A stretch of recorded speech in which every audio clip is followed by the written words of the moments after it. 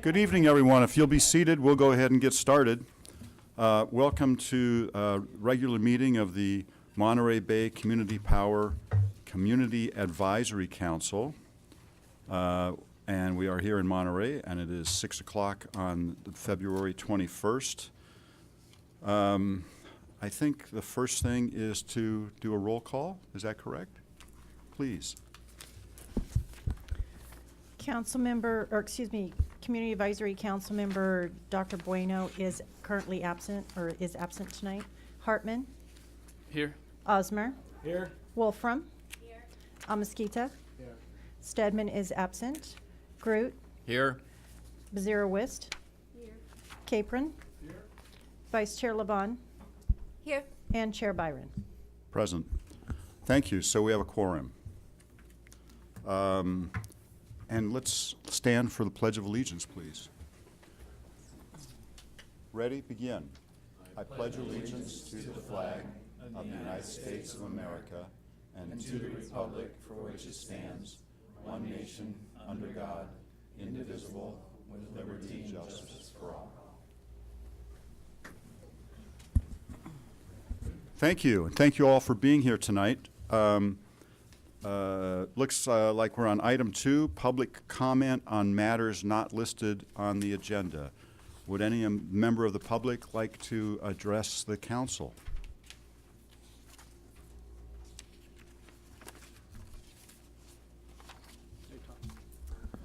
Good evening, Council. Pleasure to see you all again. Just a quick, want to wish everybody a good evening, Mr. Habashi and staff as well. I'd like to take my 3 minutes for today just to introduce my friends that I brought from Santa Cruz in an all-electric vehicle. There were 5 of us, so we did pretty well on our greenhouse gas emissions today.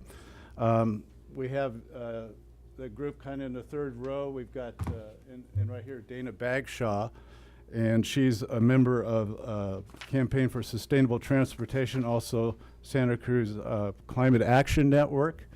We also have Pauline Seals back over here. She's actually a co-founder of Santa Cruz Climate Action Network, also a member of CFST, Citizens Climate Lobby, and she actually calls herself an organizer. That's her title. We have Susan Cavallari, also a member of CAC and CFST and an excellent advocate for climate change issues. And Brett Garrett, right here, he's a member of CCL, CFST, and has recently been selected to the Santa Cruz City Downtown Commission. So he works with that group there. All 4 of these advocates have worked tirelessly for the benefit of our community and our planet through their efforts. And working with their groups, they have helped prevent a large parking garage from being built in Santa Cruz. They've also heavily promoted Metro bus ridership for 4,000 downtown employees. And actually, the 5 of us are here basically to support public transportation this evening. And also to represent our groups of CCAN, CCL, and CFST, which means basically over 2,500 people are asking us to come to these meetings and to try to represent what we think should be done in Santa Cruz County. I hope you will take note of that, and we're here to represent your community as well, that we feel public transportation should be high on your list for programs to receive funding from this group. Thank you very much. Thank you, and thank you all for being here today. Others, of course, are welcome to come up. If there's anyone that doesn't have a seat, please raise your hand so we can make sure we address that. Looks like we're all covered. Okay. Any other public comments? Okay. Thank you very much. Thank you for being here this evening.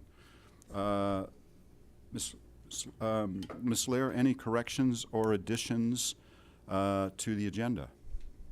None. Thank you very much. So we'll move to item 4. And I understand we have a presentation. Actually, I understand we have 3 presentations from the Tri-County Transit Agencies on transportation and potential for electrification. Mr. Killigrew, are you going to start us off on this, or do I turn to Mr. Habashi? I can go ahead. Oh, please. As you have noted from previous meetings, our focus when it comes to programs is on transportations and buildings. We've heard already, and we got a couple of presentations on what we can do on the building side, and we are proceeding to draft ordinances and resolutions that we pass on to our cities and our members for adoption. And you also asked us to ask the transportation agencies to come and make presentations to you, and that's what we hope we'll be able to do tonight. The sequence of the presentations it changed a little bit. We're going to have San Benito coming in first from the county of San Benito County of Government. We have Mary Gilbert, and she's the executive director. She's going to start us out, and we're going to wait until the Monterey folks as well as Santa Cruz folks show up, and that's going to happen shortly. So without further ado, Mary. Welcome, Ms. Gilbert. Thank you very much. Thank you for having me tonight. It's a real pleasure to be here and to kind of hear about some of what you've all been working on. So we wanted to give you I'm from the Council of San Benito County Governments. We're also the local transportation authority, and so we operate all of the transit services in San Benito County. So I wanted to start off by first giving you some information about our operations profile. And I know it's a little hard to read, so I apologize for that. But so we offer two services in San Benito County. San Benito County Express, where we have a small fixed route system, as well as a pretty extensive demand response system, so a dial-a-ride where folks can call and get a ride that's needed. We also offer an inter-county shuttle that offers service between Hollister, San Juan Bautista, and then the city of Gilroy, where we're trying to connect to Valley Transportation Authority buses going up to the Bay Area, as well as the Caltrain. And we, of course, have Gavilan Community College in Gilroy as well that we connect to and take a lot of students to school that way. We also have a specialized transportation service, which is it's more geared towards seniors and persons with disabilities, where we offer out-of-county medical transportation, transportation for medical and shopping assistance trips, and senior lunch transportation. So on our County Express side, we serve about 110,000 passengers per year. We have a fleet of 20 vehicles, which I think when you hear from my colleagues, you'll see how small that is. I think they're putting 20 vehicles out almost every hour, but we have a fleet of 20 vehicles, and they're mostly cutaway buses, which you can see in this photo here. So they're the smaller, 12 to 16 passenger vehicles. Some go up into the 20s, but and those are serving a lot on our dial-a-ride service. And our annual operating budget is $1.6 million. And on our specialized transportation side, we serve about 15,000 passengers per year. We have a fleet size of 7, mostly, again, those cutaways and then some minivans as well. And our annual operating budget is $400,000. So we are looking towards the California Air Resources Board Innovative Clean Transit Regulation, and that's sort of what's guiding our work as we look at electrifying our fleet. So this was adopted in December 2018. It requires that all public transit agencies transition to 100% zero-emission vehicles by 2040. So our whole fleet of all 27 vehicles would need to be zero emission. Small agencies like us are required to submit a zero emission rollout plan by July of 2023. So we've got a little bit more time, I think, than the larger agencies, and I think that's a good thing because we've got some challenges when it comes to adapting to a zero emission fleet. Even though it's small, we're small and our operating budgets are small, et cetera. So, and our revenues are not that great. So we've been on our path to a zero emission fleet. We're really kind of just getting started right now. We're recently participated in CARB's regulation public outreach for their new ICT regulation. And they had a zero-emission bus technology showcase that we attended in Sacramento just earlier this month, and a symposium. So we're trying to just get as much information as we can. We're also partnering in local efforts. The Monterey Bay Air Resources District has an EV Alliance consulting operation that they're doing right now, and we're working with them on that and looking to see how we might be able to benefit from some of those programs. And then really since we are in the planning stages, we're looking towards funding a really comprehensive plan of how we would transition, so we can get that plan into the state by the required date, but also so that we kind of know what all of our strengths are and what our challenges are going to be. So I would say right now we still have a lot of unknowns and a lot of questions, but we're looking forward to being able to embrace this new technology as it becomes available. So that is my presentation. Any questions? I have a question. Please go right ahead. In the mobility, You have to turn your mic on. in the mobility plan for the county, is included something related to bicycle path and pedestrian pathways? Yes, we have a regional transportation plan for the county, as well as a recently approved voter tax measure that included a transportation safety and investment plan, and bicycle and pedestrian improvements are also included in that. That's great, Yeah. because I live there and I cannot drive my bicycle or walk only where cars are driving. So I risk my life if I want to do that. So Yes. it's very sad. Yes. Yeah. Good. Is the state mandate to convert? You all forgot how to turn your microphones on. It's been a month. For this question. Is the state mandate to convert the fleet to electric? Is there any funding laid out yet to help you do that? Or are you on your own? There are some funding sources. I'm looking towards my staff, Regina, who's been actually tracking this for me. So yeah, there are some funding sources available that we would definitely tap into from the state. Yeah, but they are competitive. Okay, so yeah, so we'd have to compete with other agencies, and sometimes we don't compete so well because of our size, but it's certainly something we'd look into. Yeah. Yes, and then the Air District is also definitely a partner and willing to help in offering funding to help us maybe start a pilot program or something like that. So when I talk about the planning that we need to do, one of the things we're also concerned about is the infrastructure needs. We've got a small transit yard right now where we house these buses, and so how are we going to accommodate the infrastructure needs that we have out there too? So that's something that we would include in any planning we do. My question relates to, since you have so many small vehicles, including minivans, and there are electric minivans available now, as you cycle through the process of replacing those on a regular cycle anyway, will you be looking at electric replacements then? I think so. For the ones that are available, yes. Yeah, it's some of the smaller cutaway vehicles we don't have. There isn't a standard out there yet that's been Altoona tested that we can use our funding in order to purchase. But for the vehicles that we can or that our funding allows, we would be looking at that. Any more questions? So, Ms. Gilbert, thank you so much for being here, and your staff as well. I hope you'll stay for a little bit in the event there might be some additional questions. Absolutely, yes. Oh, great. Okay. Thank you. Thank you. Next, looks like we got Hunter here from Monterey Salinas Transit. Thank you very much, Mr. Chair and members of the board. I'm Hunter Harbath, Assistant General Manager for Monterey Salinas Transit. I really appreciate your interest in our public transit agencies throughout the three-county region. We have done research before that says that giving up your car and taking public transit is really the #1 thing you can do to reduce greenhouse gas emissions in your household. So we appreciate that and all the work that you're doing looking for alternatives to petroleum-fired power plants in your day-to-day work here. A little bit about Monterey Salinas Transit. We cover a 300 square mile service area. It's actually 1/5 of the length of the California coastline.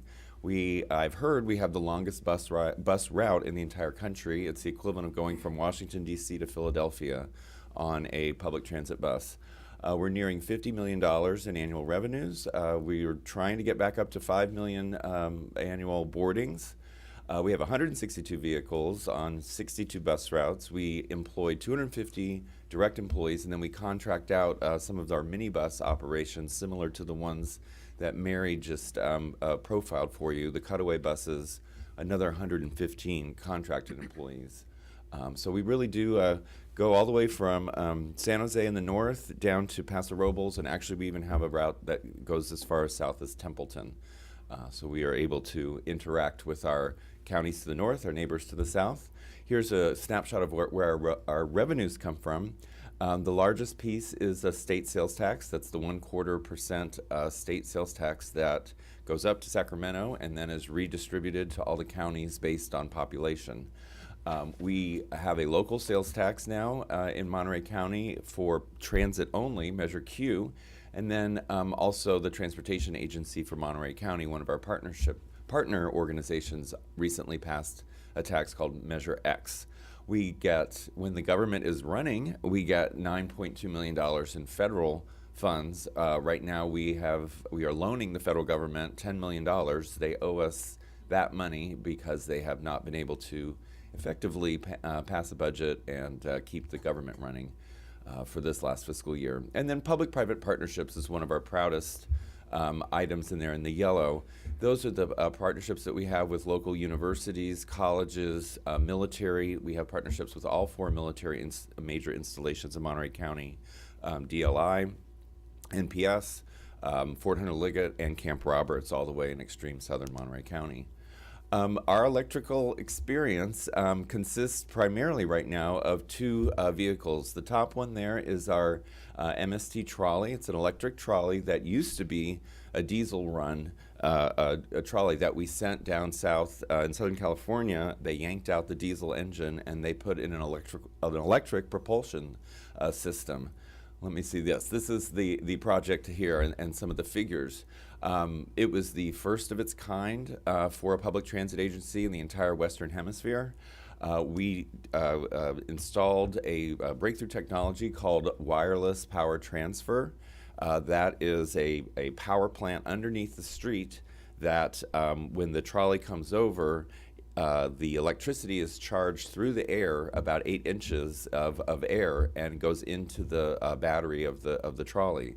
The concept behind this is that the heaviest part of an electric vehicle is the battery. And so if you can reduce the weight of the battery, then you extend the range. And so trying to find that sweet spot about being able to have that range, the lowest amount of weight, and then you can reduce or you can extend the range and reduce the amount of electrical propulsion system that you need in order to move those batteries down the street. It was funded through a federal clean fuels grant specifically designed for experimental type of alternative fuels. And so as you can see, the conversion of the diesel trolley to electric, it was $425,000. That's basically the cost of a bus. So we didn't really save any money, but we did save whatever the emissions that we would have used as a diesel trolley, as well as manufacturing a separate electric bus. And the underground wireless power transfer, which is actually located on Tyler Street at the corner of Pearl Street, there's a above ground, it looks like a meter cabinet, and it has some explanation on how that all works for the public. And then we had to do some infrastructure improvements there. So all told, it was almost $2 million that we spent. Again, the large part from federal grants. The other electric bus, which I will go back there, is the one on the bottom of the slide here. That is our BYD bus that was built in Lancaster, California. BYD is a Chinese company, and they have begun to build buses here in the United States. That is a 30-foot electric bus that was built as a plug-in bus. It does not have the wireless power transfer, although they do offer that as an option, and those are now, after our successful demonstration project, those are now being implemented all over the country, thanks to what we pioneered here in Monterey. That particular, these buses, and we have to give a shout out also to the Air District, the local Air District was funded in part by them, as well as our state cap and trade program, the HVIP vouchers. The state provides some subsidy to the bus manufacturers and public transit agencies to try to knock down the cost of the electric buses, because they are not quite twice as much as a diesel bus, but getting very close to that. One of the things that we had to do in order to accommodate the BYD buses is to reconstruct where they would be charged at our bus garages. We have one bus garage sort of across the airport here in Ryan Ranch, another one in Salinas. we spent $750,000 in Monterey to install, I believe, 9 charging locations. And right now 3 are active, but we have the conduit ready for the other the other 6 when we do get them delivered.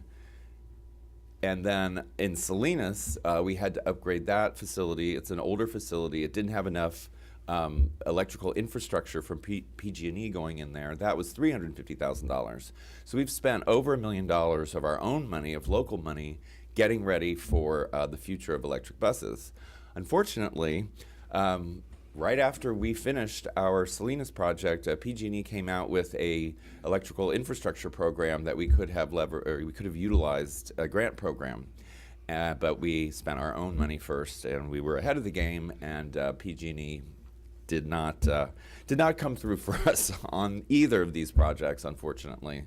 But perhaps they'll be able to help other transit agencies around the country. We were just, again, too far out ahead of the game for PG&E's timetables. Some of the issues that we are facing with the electric buses, again, the capital costs and the infrastructure require a lot more investment from local transit agencies. The charging we find is easy. The actual wave, the wireless power transfer, that has actually worked very well. The plug-in works very well. But some transit agencies are having trouble with the reliability of the buses. The bus that we retrofitted, took out the diesel, put in the electric, it has not had as reliable track record as we would have liked. The BYD buses, the purpose-built electric buses, plug-in, those are more reliable and are operating right now on the east side of Salinas. Operating costs of electricity, PG&E has now shifted, or is proposing to shift their highest rate to the time of day where most public transit agencies would need to plug in their buses after rush hour in the evening from 6 to 10 p.m. It remains a challenge that we are collectively as a public transit industry trying to figure out. Southern California seems to be ahead of us on that with their 2 major utilities down there in San Diego and Southern California Edison. Again, PG&E is at the end of the train on this one, unfortunately, too. Obsolescence of the technology changes so quickly. We have a 25 kilowatt electrical charger in downtown Monterey. That's the wireless power transfer. Now they're up to 250 kilowatts. So basically our experimental prototype is no longer really functional with the current technology. Again, that was an experimental grant, so that's the purpose of that particular program, but we can't use that charging area except for with that trolley. And vehicle range is an issue, as well as the plugs are different from the different companies of the different buses that manufacture the buses. So we need some standardization. One of the things I wanted to point out is what we're able to do with grant funds from various public and quasi-public agencies. With a cap and trade grant program, we are able to offer free service in Salinas on weekends, and our ridership is almost doubled. So when you make things free, people take advantage of them. One of the things that I have been monitoring with the development of the Monterey Bay Community Power is the possibility for you all to offer grant programs for public transit agencies like San Benito, like ourselves, like Metro, so that we can do these type of innovative programs and get people out of their single occupancy cars, out of their petroleum-powered cars and onto our electric buses. Because again, our electric buses are operating in Salinas. So as you all develop grant programs, I hope that you will keep public transit in mind as a very effective way of using the savings that Community Power is offering to our community over PG&E. And again, here's the results of our ridership from offering free service on the weekends. And that is not my slide. So I'm at the end of my presentation. So I'm happy to answer any questions. I know I probably went on a little bit longer than possible, and we've got Santa Cruz Metro right behind me here. So, Mr. Harvath, thank you for being here. Council members, any questions? So, Hunter, thank you for the presentation. Very good. You're welcome. And I have to say, I'm a little staggered by the prices of some of these things, and it was far more than I expected to see. So I'm just wondering, in the long run, grants are not going to always be available, and there's not always going to be public-private partnerships for all of these needs and replacements as we go along. So is there an idea of what this is going to do to rider rates eventually? We are in this no man's land, just as you've described. The state is requiring that all, as Mary pointed out a few moments ago, requiring all public transit agencies in the state to be 100% electric by 2040. Where is the money going to come from? I don't, again, I think that prices may come down a little bit as the manufacturing becomes more broad, but it's never going to be as cheap as a diesel bus. And so metropolitan areas around the state are going to have to decide, okay, well, you can have 2x amount of service with a diesel bus, or you can only have 1x with electric buses, because we've got to spend all this extra money on the capital cost and the electricity, unless PG&E somehow can be convinced that to help us out a little bit, the power, the operating cost with the power is going to be more expensive than diesel. And these are some really hard choices that the state is forcing on local governments without ever having really run a public transit agency themselves.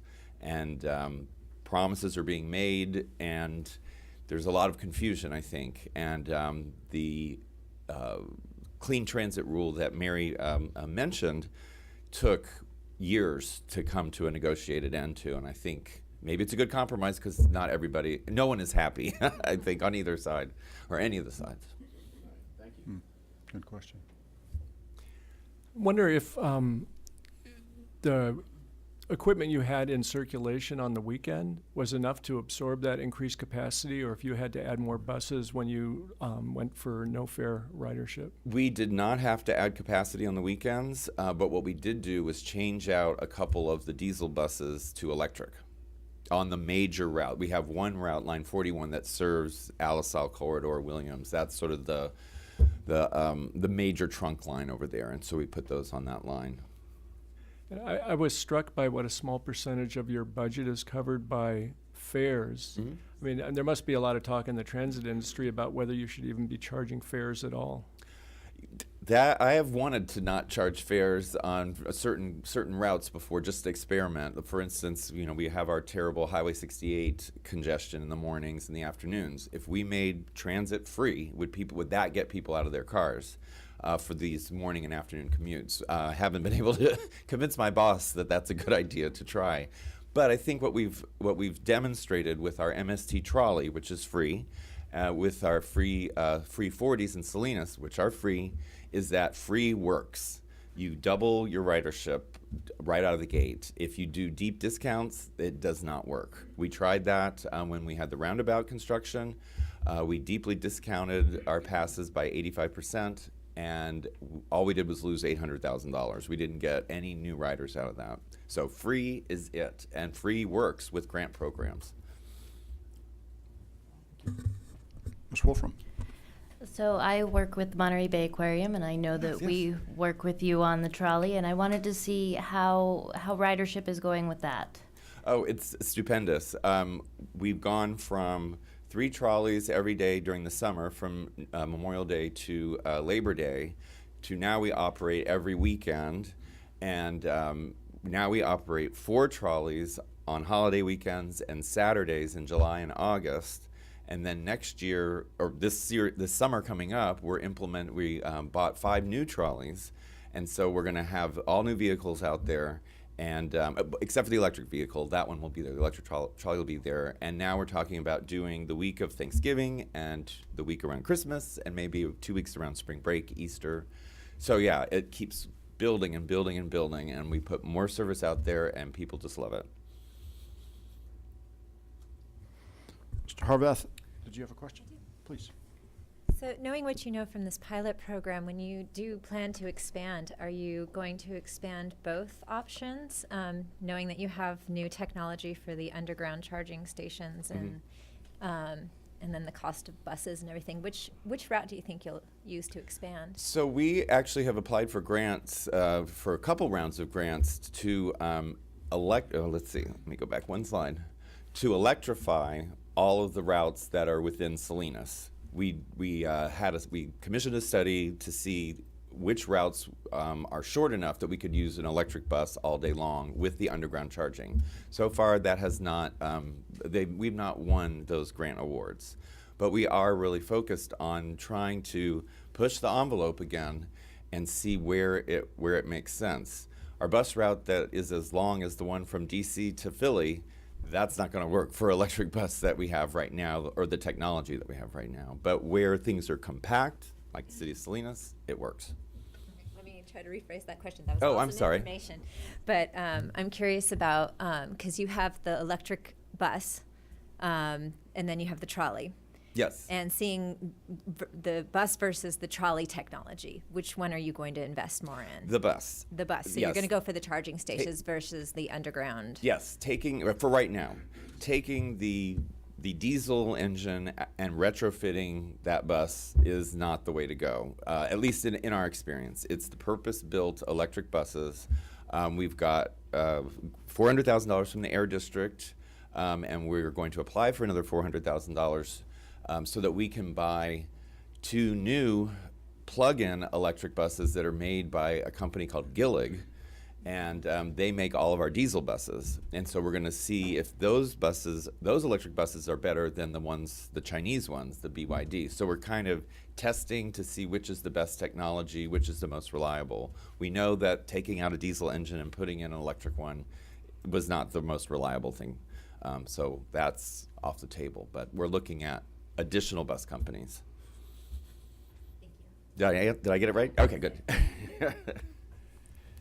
So I have a question, Mr. Sure. Harbath. Are you finding part of the challenge that we're talking about, not just being a technical challenge with the difference in diesel versus electric, but the changes in the state's priorities? For instance, it seems as though we've gone away from some of maybe the original goals of the transportation agencies, and now it's about GHG reduction with the implementation of this innovation clean transit regulation. Is that maybe where a lot of the challenge is? Is that the goals that you're trying to accomplish are changing? They are shifting some. I think that there is a lot of opportunity with the greenhouse gas reduction efforts that the state is making. We couldn't have done this program here in Salinas without it. But I think there is a knowledge gap between regulators and operators. And my boss is the chairman of the state transit advocacy group, California Transit Agency, and he was very involved in talking with CARB about these new rules and the greenhouse gas reduction efforts that they're doing. So we've got to find some way to talk to each other and have the utilities there too at the table, so that we're all going in the same direction instead of kind of at cross purposes and talking past each other. Does that make sense? Mm-hmm. Sure. Okay.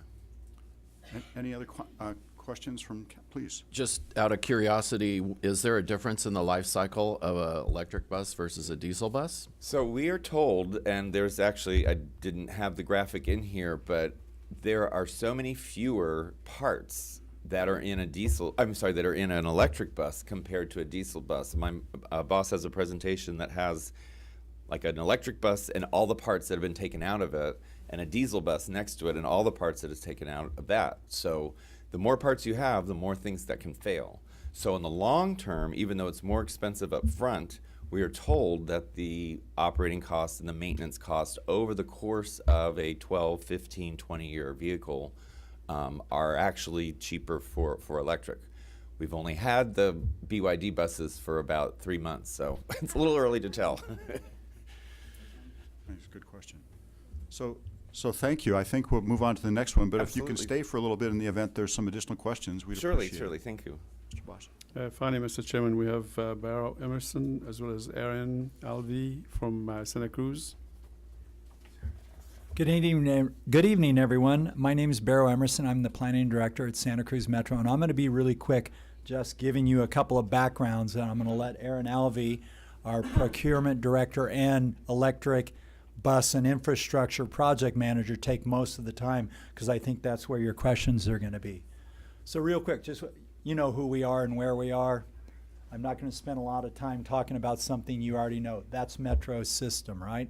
I'll come back to it if it's needed. Watsonville to Davenport and over the hill to San Jose. Just wanted you to know, since you're a board-type body, that's how we run ourselves in Santa Cruz, right? Cities, counties, at large, et cetera, et cetera. And we have 320 employees, half of which are bus operators. So we got 160 bus operators, $40 million budget. Key point is we have 94 buses, and you can see they're a mix of diesels, diesel hybrids, and CNGs at the moment. Erin's here to tell you how we're dipping our toe into the world of electric. And we're right on the fringe because, as she will tell you, we've won our first ones. So the rest of it's just a bunch of demographics, which makes you appreciate our size relative to Hunter's agency, et cetera. So I'm not going to waste a lot of time on that. We also run a paratransit system at the bottom. I will make one comment that you'll see all of us in the public transit world are putting our electric vehicle energy on full-size buses rather than paratransit vans yet. A lot of background information. I see a few of you nodding why. So that's where our initial focus is. And those vans are not a requirement for us small transit agencies relative to CARB. So there we go. I don't have to read what he explained. This is now our reality. So I'll still be here to participate in the conversation, but I'd like to introduce Erin Alvey, the Electric Vehicle and Infrastructure Project Manager and our Procurement Director. Erin. Good evening. Thank you for having us. So I wanted to start out with just a simple visual. Hunter did a really good job talking about buses. Most of my presentation is about the charging infrastructure. So I'm happy to answer questions about buses. Some of the comments I did want to say, a useful life of a bus is still 14 years. It's actually 12 in our current legislation, but it's going to be 14, we hope, in our next iteration. But, you know, we have diesel buses on the road today from 1998, believe it or not. So we're still running buses longer than their useful life. The unknown piece is the battery life. So where the body might last long, the battery life is sort of unknown. So stay tuned on that one. So at Santa Cruz Metro, we have our new bus yard. We just completed this in 2016. The building that's under the phase one there is our Judy K. Souza operations facility. I was also the project manager on that. We just closed it out and finished it up. The bus yard in the center was part of that project. And then the phase two over there is our current fueling station. We run mostly CNG buses, and that station is just a little over 10 years old. So, you know, we don't have a return on investment for building that station yet. So we have also been successful in sort of waiting for the electric bus technology to catch up a little bit, and we're going to keep running the CNG and using our station. But what we're doing here is we're looking at areas where we can leverage some electric charging. So we do have, on the next slide, I can come back to this one, we have 7 buses that we have grants for today. We have 4 Proterra buses, and those are going to be their new biggest and best. They're 660 kW battery packs. They're the largest that anyone's making right now. And those are going to go into production at the end of this year. So we have 4 of those, and then we have a grant for 3 over-the-road coaches, which are the larger coaches with underneath storage that we're going to use on our Highway 17 route. We have a need for a lot of luggage, believe it or not, on that route, the students traveling. So these buses are coming. I expect that they're going to arrive in 2020 throughout the year, and we don't have a place to charge them yet. So we're you know, I've been working for about 2 years on this. We've had a permit into PG&E for 18 months that has gone, I just was told last week, nowhere. So that's fun. The first phase here in the front is an area where we believe we can put a transformer. Does this have a pointer? No. A transformer, which is going to be secondary, will cost about $50,000 just to have that secondary service come in.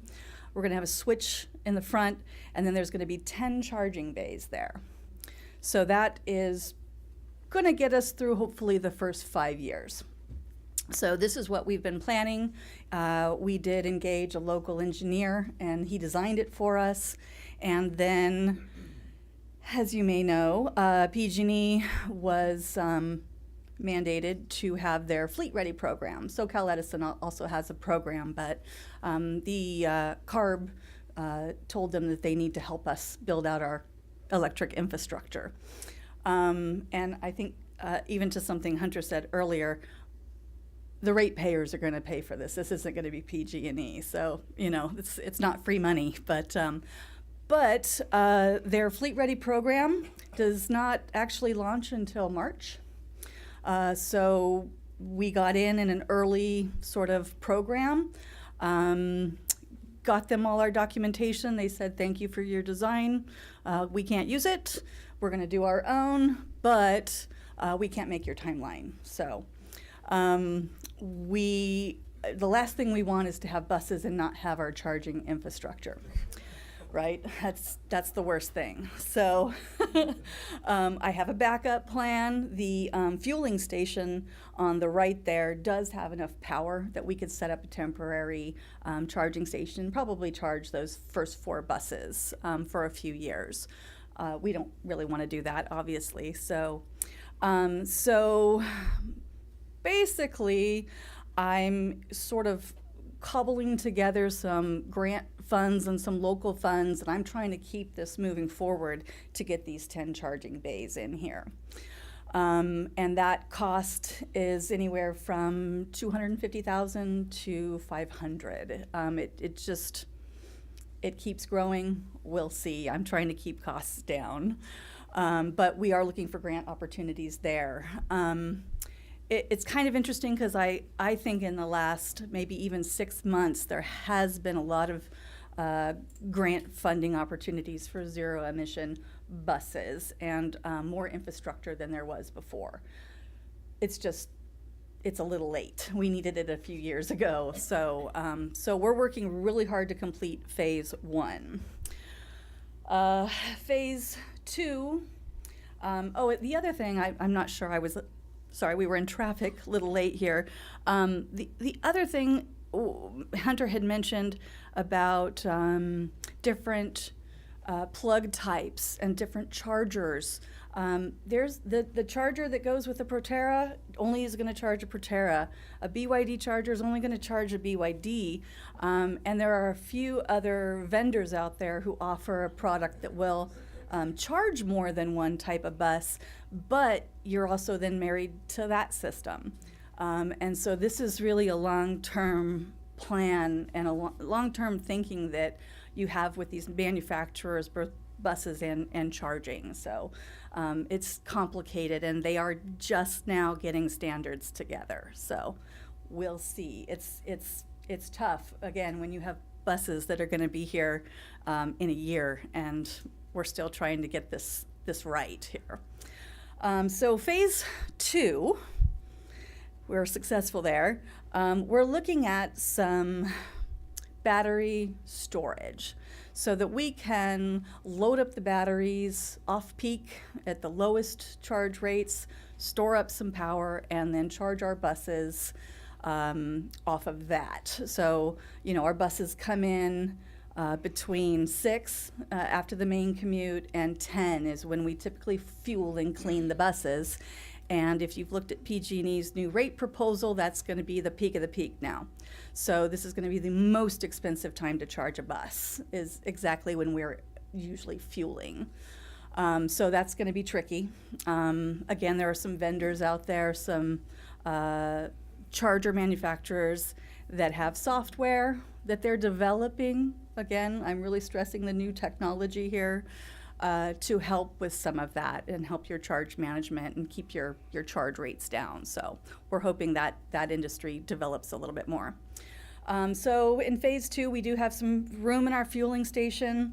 We're thinking a good footprint for some battery storage. We're very constricted. We're right on the river, and we're also up against Highway 9, so we have a very small plot of land there.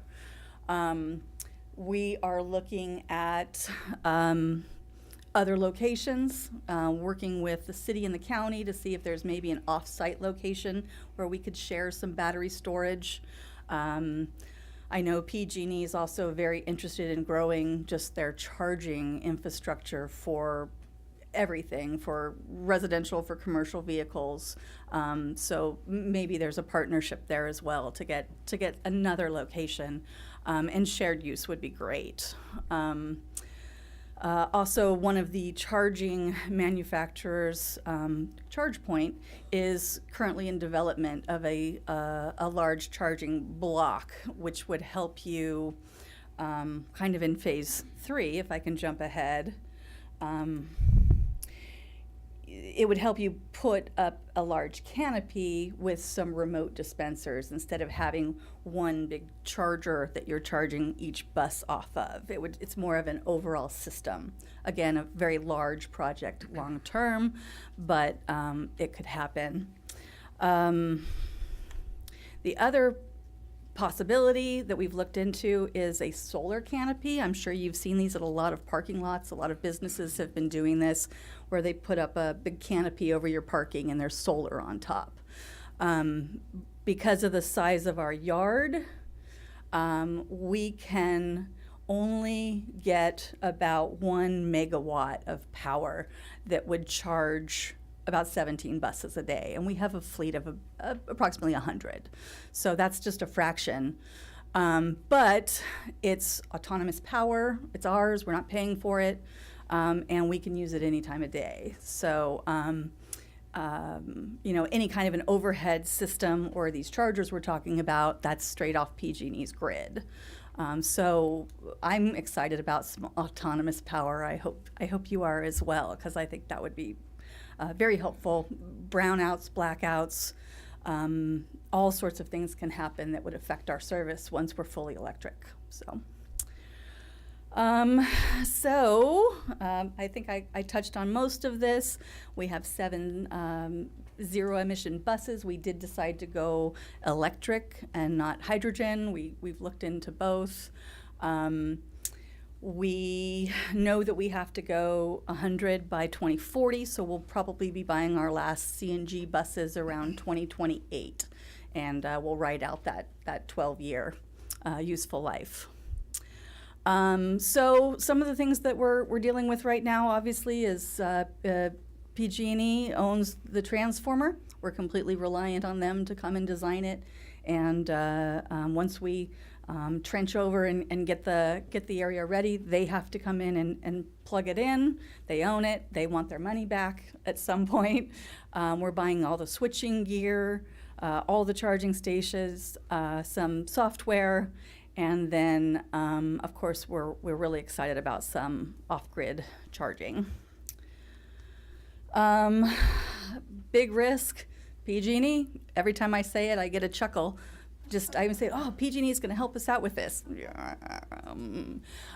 So that's a big risk. They just set up their Fleet Ready program. We'll see what happens. The money is there. It's guaranteed by CARB. So it's going to happen, but I think it's going to be slow. I'm sure you're shocked. Then the reliance on the grid, obviously the rates, I'm not sure if you've looked at some of these charge rates that PG&E has proposed for transit agencies. They are basically their big sell is that they don't have the demand charges. Instead, they're going to have a subscription service where you just subscribe to the level of power you think you're going to need. But that's only good for 5 years. And by the time we get these buses and run them in service, maybe a year, it's over. That deal's out the window, and we're going to start all over again. So that's our fuel. if you will, then our fuel rates are going to go up pretty high. The evolving technologies, I can't say this enough. I go to a lot of different agencies, I go to conferences, and really it's ever changing constantly, month to month. It's new technology. So, you know, we're slow, we're government, we're the bus, and we need something long-term and reliable. So it's really hard to be innovative and creative as Mr. Hargrath is. We need some real facts and data to make these long-term decisions. So that's some of what we're facing. If I can answer any questions. Mr. Groot, I know you know how to work with PG&E and get things done. Yeah, you have my sympathy on all the PG&E issues. Thank you. My comment on this is, I guess, how do you avoid choosing a technology that doesn't end up being a Betamax? I know you don't have an answer. I'm just It's throwing it really out there. hard, and you know, these manufacturers will promise the world. They're promising really long range on these buses that we are not seeing in the real world by a large margin. They're making promises that you know, and it takes a year and a half just to build a bus, and again, that technology, it changes, and so what we ordered today may not even be what we get when it's delivered. So unfortunately, I don't know. And the state of California wants us to be innovative, which means taking that risk. Real quick one, I just a reminder, maybe Hunter already said this before we got here. My big service planning problem is I have routes that go 270, 80 miles a day, and these buses that are promised to get 300 a day are getting 120 to 40 in year one, and then battery degradations. So imagine with the brilliance of electricity is going to save the world, but I got to buy twice as many buses and run them half as efficiently and bring them back to yards and fast charging out in the field and business. So it's a real struggle, and it leads to inefficient operating planning. Absolutely, and we're trying to avoid doing that. We don't want to buy two buses to run what we have today. We have run the numbers, and that's what it looks like. We also don't want to do fast charging. You know, we don't want to have to do inductive charging and overhead gantry charging. We've seen all these systems. They're expensive, and they all have problems. So we're also pushing the manufacturers to give us the best product that they can. Council, any other questions? Just a thought that you're investing in these different companies, but what happens if they go under because their technology isn't up to date, and then you have to buy parts and replace things from a company that doesn't exist? And is that something that It happens. Yeah, Absolutely. Absolutely. Again, you know, we're running 1998 diesel buses, and they don't make those parts anymore. So we have mechanics and technicians that are crafting parts in the shop, you know, and it can happen. A lot of them don't support after the useful life, which again is that 12 years. They're not required to, but companies have folded, and luckily other bus manufacturers have taken that on. do they come with any sort of warranty? They do. You're going to pay for it, obviously. I think on the Proterras that we're buying, we're doing an extended warranty on the battery life. And I believe it's about $30,000 just to have them guarantee that those batteries are going to stay at about 75% of their useful capacity for 14 years. So hopefully they'll stay in business and they can honor that. Yeah, a lot of unknowns. Thank you very much. Thank you. Mr. Thank Chairman, you, Ms. Allaby. And Mr. Emerson, but was that I you? just want to make a Go right ahead. And I'm not cutting it off. We're going to do public comment as well. Yes. Just very quick comments, two of them. One, there were a number of comments that we heard tonight that says we're concerned about the prices, the time of use changing, and now we're going to have to be charging our buses at the most expensive time. First, just remember that you are now being served by Monterey Bay Community Power. That's where the energy comes. That's what you're going to be paying for once you plug in. So work with us, talk to us. We certainly can figure out a way to make rates a little different for you folks. You don't have to worry about PG&E anymore. They're not your service provider when it comes to generation. And two, which I think equally important, it may be helpful because it is actually very expensive on the wholesale side to buy power around 6 or 7 in the evening. It's the most expensive time of the day. It may be helpful that folks in the transportation sector can look at the time when they actually plug in. During the day, between 12 and 2, I think it's close to that time. There's a lot of, you can actually put your bus then and charge it in the yard because you're not really running the bus every 20 minutes as you do during rush hours. And I know that that's difficult for some because their labor contracts prevent them from doing so, but maybe there is a way, maybe there's some renegotiations that have to take place that would allow the transportation agency to plug during the day. And if they manage to do it between 12 and 2, that's zero cost power, folks. And noon and 2 p.m. That's correct, yes. Yeah, it's amazing that that's the best time to plug in. Yes. Mr. Real Emerson. quick situation, we're stuck with half our ridership is the University of California, Santa Cruz, and another 10% of it is a junior college. We do not have the traditional peak of use morning and evening. We hit 11 o'clock in the morning and we're right on through to 5 or 6 p.m. So that's a traditional answer and solution, but a university-based system, we're stuck with middle of the night. Yeah.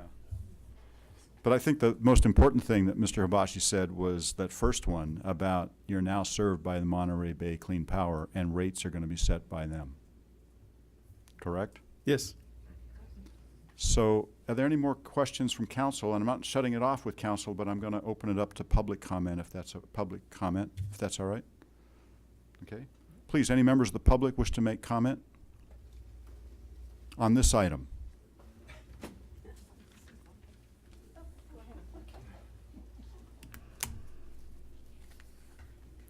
Christy Markey with Supervisor Jane Parker's office.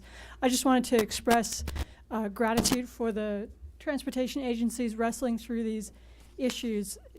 Addressing climate change is so incredibly important. I was actually just spending time this week looking again at projections and the fact that carbon, once in the atmosphere, doesn't easily go away. So even if we stop all our emissions, we still have this carbon in the atmosphere that will take a long time to dissipate. So we're fighting for our lives, and I want to express my appreciation for the transportation people who are on the edge of that fight. And the issues with PG&E, the slow response on infrastructure, it's come up a number of times. And Tom and I have talked a little bit about whether there's any chance that this agency could somehow address that issue. And I don't know what those options are, but I think that is something to look at. It is a huge impediment to getting charging stations installed. I know that the Air District had to wait a long time for PG&E. I've talked to other companies that have installed fast charging stations where they needed a transformer upgrade. It took 18 months.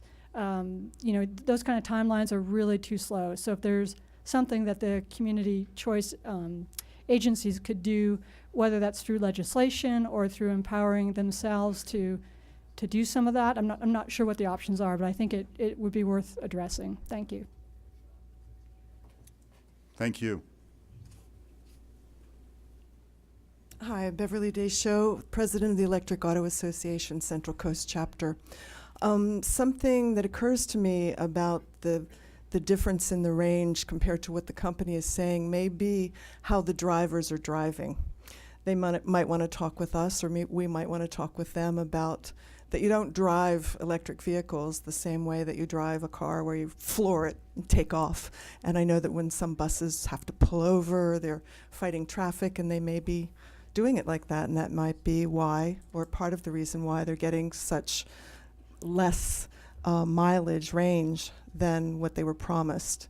The other thing I wanted to say is that it's not only that there are fewer parts that cause the vehicles to last longer, it's that the electric motors last longer. And hopefully that's the big area of R&D that's coming, is better battery life. So yes, we're in an infancy now, and it's a difficult place, I understand, and I appreciate all that all of you are doing to try to make this thing happen. Thank you. Thank you, Mr. Show.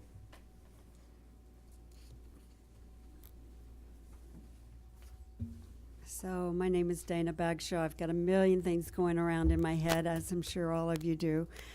I'm a great advocate of public transit, and I think the best way to improve transit is to use it. So I like we're doing a campaign where we're going to offer free bus passes as well. So we're pretty excited about that. But there's so many concerns about where we're going with this, and the unreliability and unpredictability of the technology, the charging stations, the batteries. All of that is just a big unknown and a big headache. And I personally have heard of a new technology. It's not a new concept, but it's not being used that much, which is to have elevated solar-powered transit. In this case, you have the canopy idea, and it directly charges the individual pods on the system, and so that you're not having to use the batteries at all in the daytime. Now, not all of them work that way, but I know of one that does. And so then you only have to worry about what you're going to do at night, or when there's a storm or whatever. And then you might have to go to you would have to go to the batteries, but you wouldn't be using them. And the batteries are not included in the vehicle themselves. They're at the different stations, so that they get charged from there. And the batteries don't have that weight, right? So that you can actually it's like light rail. It's much lighter. I don't know. There just seems to be a lot of advantages to that, and something to be thinking about. In the meantime, we have to just bite the bullet and do the best we can with our buses and getting people to ride them and doing the electric buses. But I do know that even for cars, that even in the city of Santa Cruz, some of the EV stations that they originally piloted with, they went out of business, and they had to start all over again. So it's a real challenge. And I think the sooner we can get away from batteries and think differently about transit, the better off we'll be. Thank you. Thank you, Ms. Bagshaw. Michael Saint again with Campaign for Sustainable Transportation. I've read an article. Basically, I think I'm mainly concerned with ridership. I don't want to get into the technical part of this. If you don't have the ridership, it's all a moot point about what we're going to carry people around in. Presently, our ridership in Santa Cruz County is about 3.5% of the population, which is terrible. Basically, and everybody thinks that buses are terrible in our city, and so what happens, you may think the buses are terrible in general. In truth, the city's bus service is as good as its leaders and also what the voters want it to be. Where voters have funded better bus services, example Seattle, state of Washington, they have become better, and also the cities have worked to give them priority, and they've actually increased ridership by quite a bit. The gentleman, Mr. Harvath here, with the Free 40s program, I was really happy to hear about that. Free bus passes has increased his ridership, and just recently the City Council in Santa Cruz approved over 4,000 eco-passes for their employees downtown. Just talking to Mr. Emerson here, it's going to take about 4 to 5 months to initiate, but they can use that. The free bus pass is actually going to be for the whole county. They can use it on their days off. They can also use it to get up to Scotts Valley, and then they can take it's not for the express service, but once they do get over there, they can't use it on Caltrans, but at least it gets them that far. And I was thinking there could be some type of connection between Monterey County, Santa Cruz County, and San Benito with some type of EcoPass program. That would be all combined, and people could use it in various counties. So that takes care of those 4,000 people, as well as what Mr. Harvath is doing. And I just want to quickly go over, several years ago, Mr. Bruce McPherson and his assistant, Jenny Johnson, saw a need here in this county to reduce our greenhouse gas emissions from industrial use and residential. Monterey Bay Community Power is the result of this. It's done a wonderful job, and it's done its job, basically, in that category. Our next challenge is transportation. We basically all need to work together to help public transportation be as successful as possible. Rather than changing all these distractions and tech in the industry, we need to focus on things that have been tried. The result will be that the solution to reducing greenhouse gas emissions, congestion, will be using the bus. It is already here. The infrastructure is here. Let's help it operate the best it can. Thank you. I also handed this out, gave you a little copy to look on the internet. I didn't want to run it all off because it was 100 and some pages. This was just an 8-page thing. So it's an interesting article. Thank you, Mr. Singer.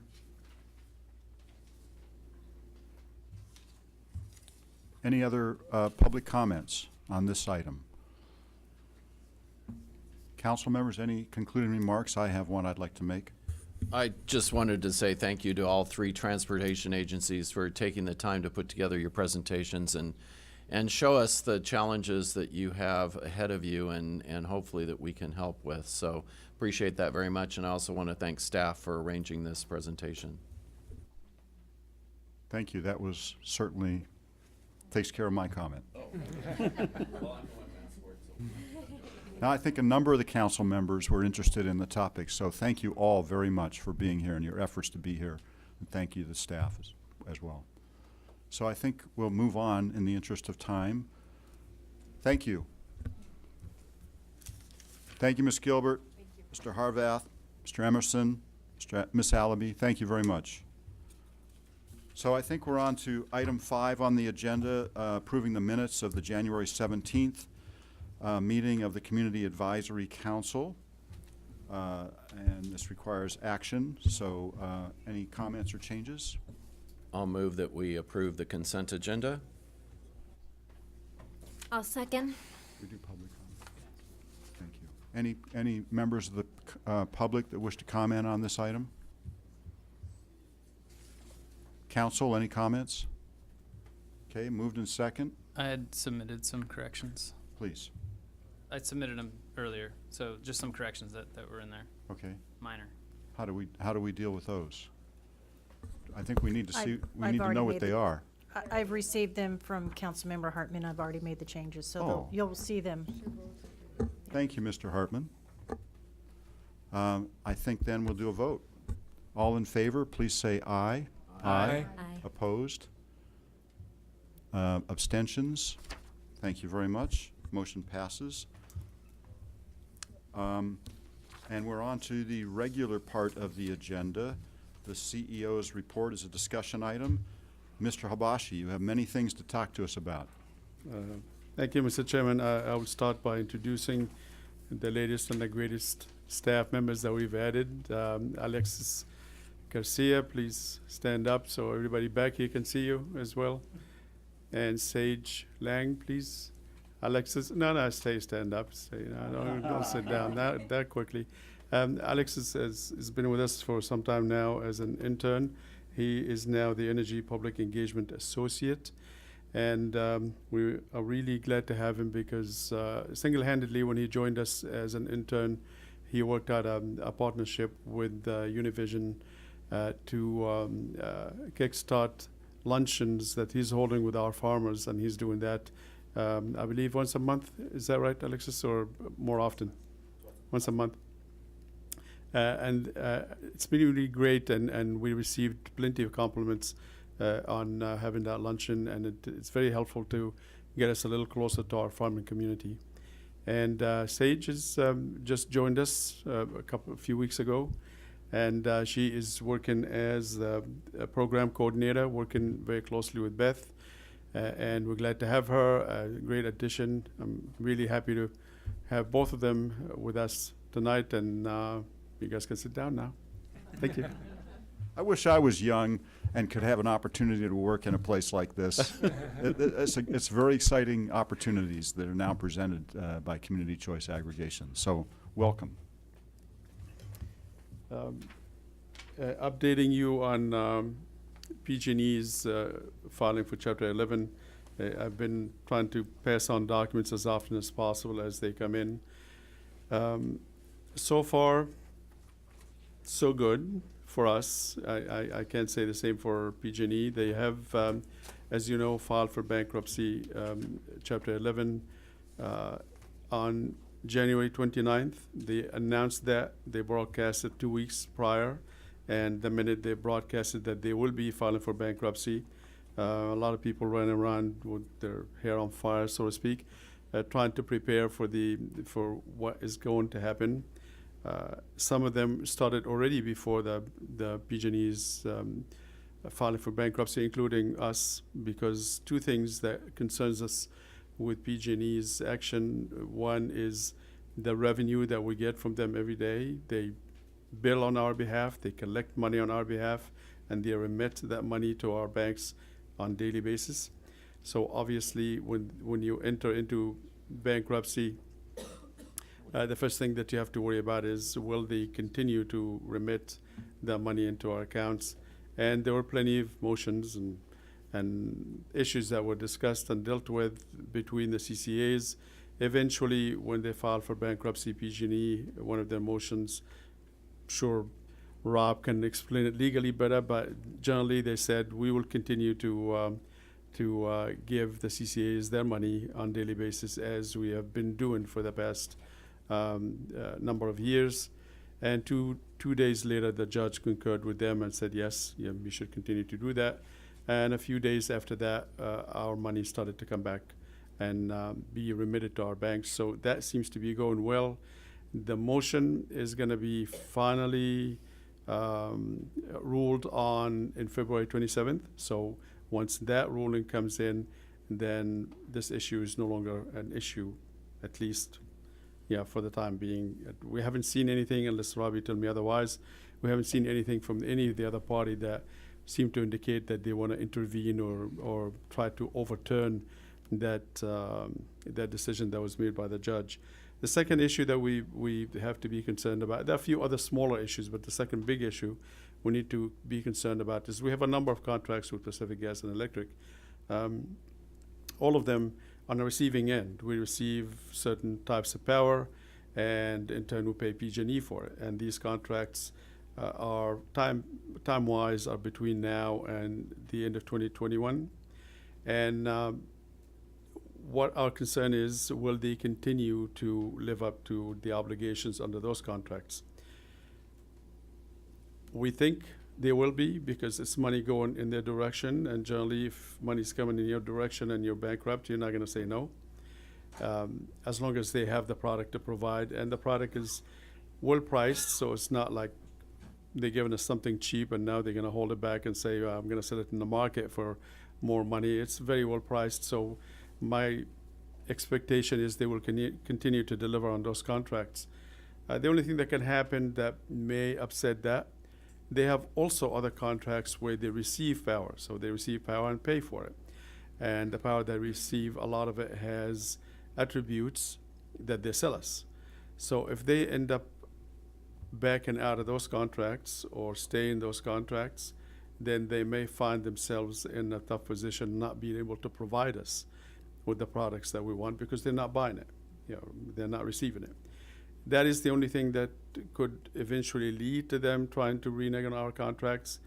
I still don't see that happening, but even if it does, we can always go back in the market and buy these attributes on our own.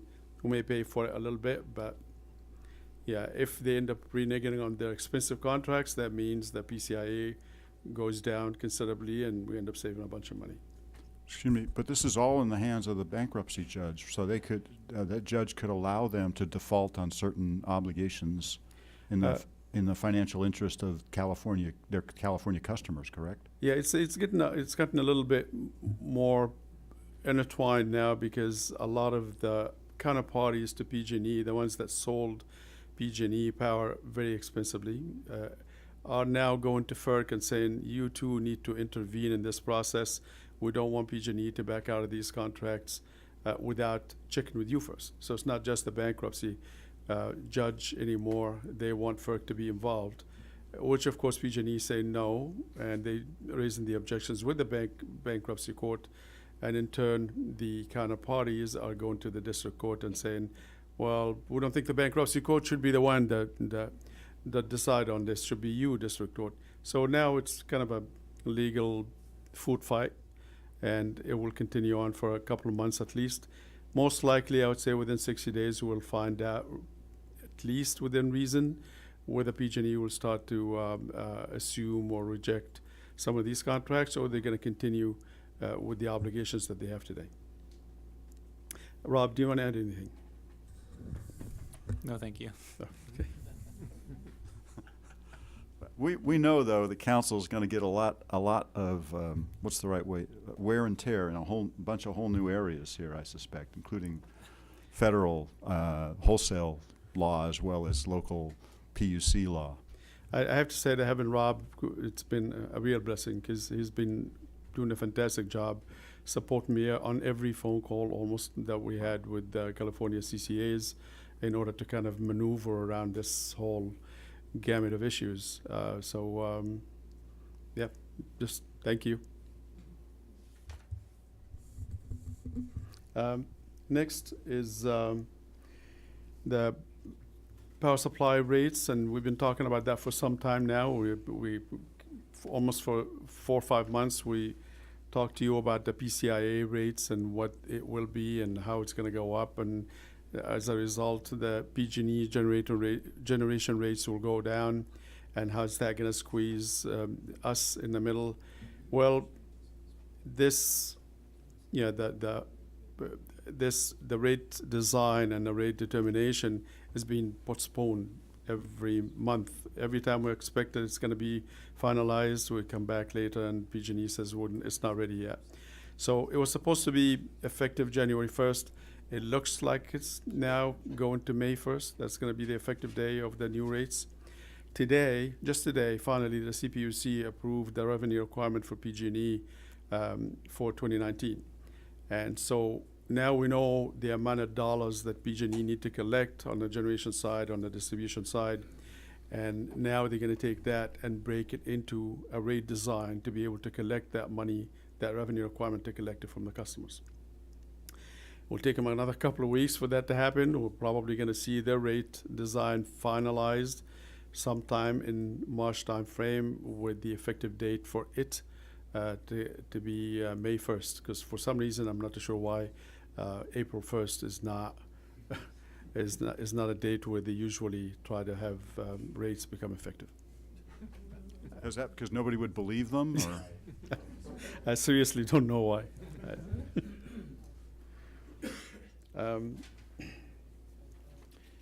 If there's no question on that, there are a few requests for proposals we are shipping out this month. First one is going to be working with a few other CCAs on trying to find one third-party consultant or outfit service provider that will, on our behalf, collective behalf, buy the resource adequacy needs that we have. Right now, we do it individually. It's a very time-consuming process, and it's almost always results in problems, overbuying, underbuying, and the constant running around trying to find out where you're going to get the next megawatt of resource adequacy. And we think by working a group together, then it will take the same amount of time to do 5 CCAs than it does now, 1 CCA, with savings in money and savings in time.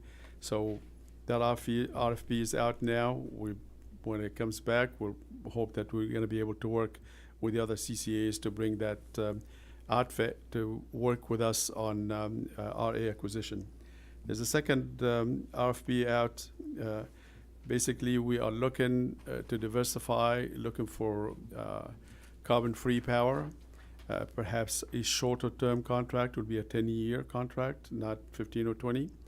And hopefully we can bring that online sooner than 21 or 22, which is pretty much all the newer development are coming in around that time frame. Yeah, people need about 3-4 years to get a development moving. So we're looking maybe for something that's already here and just ready, looking for another outtaker.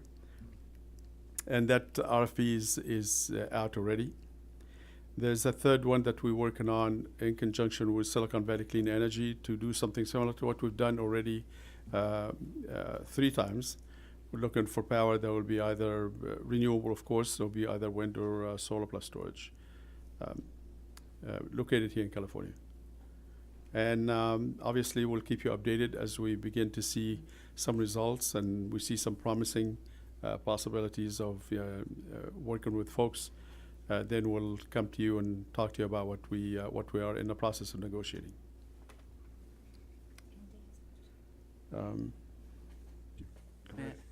May I ask a question? Oh, I'm sorry, I didn't see you, Mr. Hartman. Go ahead. Mr. Habashi, how much resource adequacy are we required to hold? And then is it possible for us to look at doing similar like Moss Landing, do an energy storage project of our own to satisfy that? Is that a possibility? Yeah, great question. We are required to, on a monthly basis, to provide resource adequacy for peak plus 15%.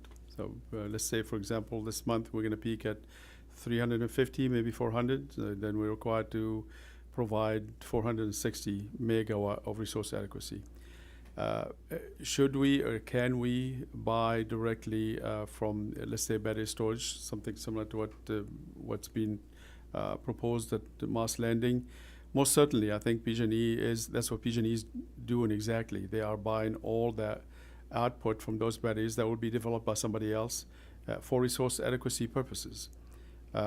So we can do the same thing to the extent that we can get the prices reasonably down. Now it looks like we are moving into 3-year requirements for resource adequacy, so we can actually plan and think long term instead of just doing it 1 month at a time or 1 year at a time as we have been doing for the past few years. Do we or should we develop those resources? It depends. If we are ready to actually spend the money on batteries, for example, and if the price would work for the long term for us, then yeah, by all means. I have a question. With PG&E being pretty distracted these days, is there a possibility for Monterey Bay Community Power to take more active role with the Moss Landing project? We had actually a meeting with those folks as of late. They seem to believe that their project and their deal with PG&E is still a go, but they talked to us about the energy output from the project, because there's an arbitrage to be done. They can charge, and they want to do that twice a day. I don't know how they're going to do it, but I'm pretty sure they would explain that to us. But they want to be able to charge when power prices are down, either zero or negative, which happens almost 5 months in a year now, and then discharge at a time when the grid needs it. So what they want to do is to work out a deal with us whereby we'll be the outtaker of that energy that they will discharge, and we certainly are in discussion with them.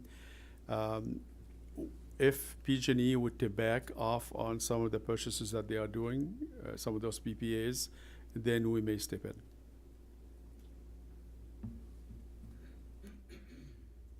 Mr. Capron. Would the alternative to buy from Calpine or one of the other peaker plants that PG&E was buying from before? That is certainly an option, and we actually do have, Jeremy, you can correct me if I'm wrong, but we do have deals with Calpine to buy some of that, some of the resource adequacy that they own. Resource adequacy, you can buy any unit. We don't have a distinction on technology. As a matter of fact, most of the RA is resources that we don't buy for energy, because these are the resources that will be available if you actually need it. There's no resource adequacy in solar, for example. You can't sell resource adequacy because you can't rely on it to be available when you want it. And the same thing for wind. These are called intermittent resources. You have to have batteries to go with them in order to be able to get. And the battery is what you take advantage. That's what you count for resource adequacy, not the solar or the wind. I hope I answered your question. Yes, thank you. Yes. These are all good questions. It's complicated stuff. And I think that pretty much, there was obviously the one last thing to report on is the restructuring, the order, I think it's Order Institute Investigation, that's what they call it at the CPUC. And on the 20th or 21st, I believe, December the 21st, before PG&E, about 2 weeks before PG&E said, we're going to be going Chapter 11, I think the CPUC wanted to kind of trump that move by starting this investigation, saying, well, PG&E has issues with safety that's been going on since 2004, and we need to address all that. And they asked every question under the sun, starting with, should we dissolve the company completely, being one extreme, and the other probably the lighter side of what to do. Should we change the directors of the company, and everything in between.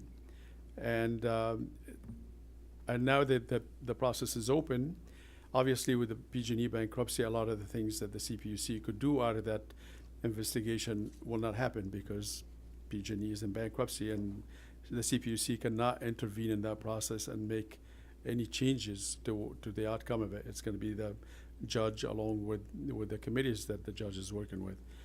But at least we are now jumping in that process and giving our opinion as to what should happen when PG&E comes out of bankruptcy.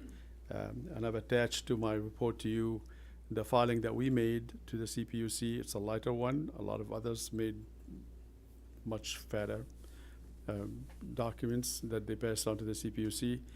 All of them are available. If you let me know if you want some fun read. But ours was more of the lighter ones, and it basically said we want PG&E to continue be in the wire business, but we want them out of the generation business. I think they need to focus on the wire business because that doesn't distract them from what they need to do in order to address the safety issues that they seem to be having a tough time dealing with nowadays. And we asked for a couple of other things, but really that's the one thing that we are focusing on. We'd like him out of the wire business, and if we can get him out of the public benefit charge business, that would be even better. So we can take that money and use it along with the money that we have for programs and make our programs a lot more comprehensive. So it becomes energy efficiency, transportation, building. We can just have a lot more programs with the money that we can get if we are in charge of the public goods charge. And with that, Mr. Chairman, I'll stop if you have any questions. Yes, I have some, but I think others may as well. Mr. Groot. Sure, and I'll just comment that I've read a lot of CPUC documents in recent years, and I appreciate the lightness of this. And the understandability of it, yes, too. Yes, very well written. I appreciate it. My one comment is, if they were to become a wires-only company, I think one of the characteristics that has to be corrected is the serviceability of connections. And that has to be part of the safety also of the organization, that they have to commit to making connections in a reasonable period of time. And I know in the agriculture community, we have been railing on this for 5 years or more now, and I just hear it from others here tonight too. I think that has to be a key component here too. If we're going to make some wholesale changes in the organization, they have to commit to service connections. And just to add to it, we have a presentation later today that addresses that very same question. Yes. On microgrids. Yes, exactly. I'd like to underscore that. I don't think it's a new problem. I've had those issues 20 years ago with investor-owned utilities who will go unnamed, but their initials are PG&E. And that challenge is not new, and the only way I think it really ever works is that the regulator has to make certain requirements upon them. It's an interesting article in American News today. I suggest that you read it. It holds the CPUC just as culpable in what's going on as they do the PG&E. An editorial? Yes. Any other questions for our CEO? Okay, if I may, I'll just add a question before opening it to public comment. I'm going to add a comment.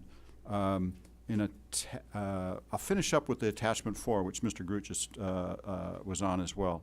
I thought these were excellent comments, and I encourage the council members to read that if you haven't already.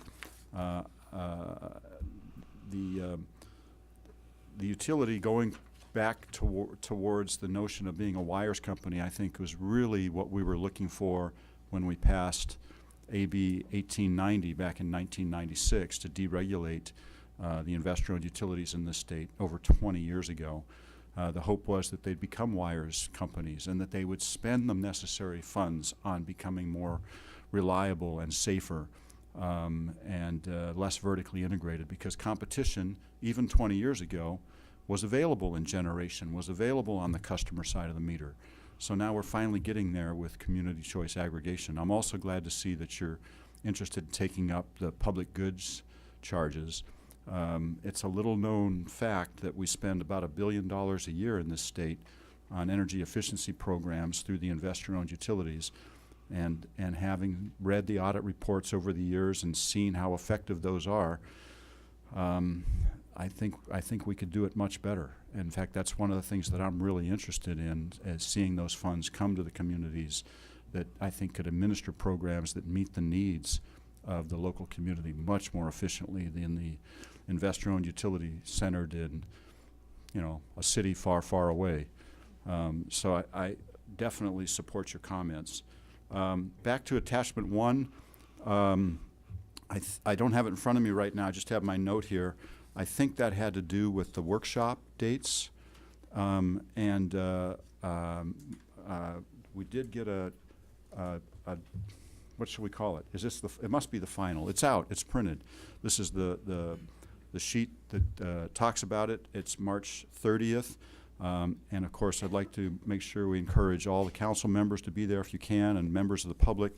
And you mentioned, I think, in your attachment 1, the other date is way out there. It's in October. Is that the right date? Is it October 12th or October 21st? It's October 12th.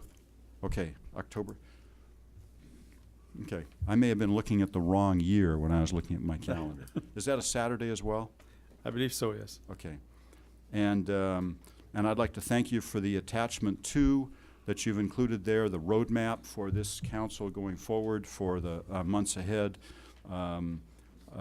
And you might also want to make sure you take a look at that. If there are other topics that this council is interested in, please let us know about them. And we'll see where they flange in and where we can work them in to our meeting schedule.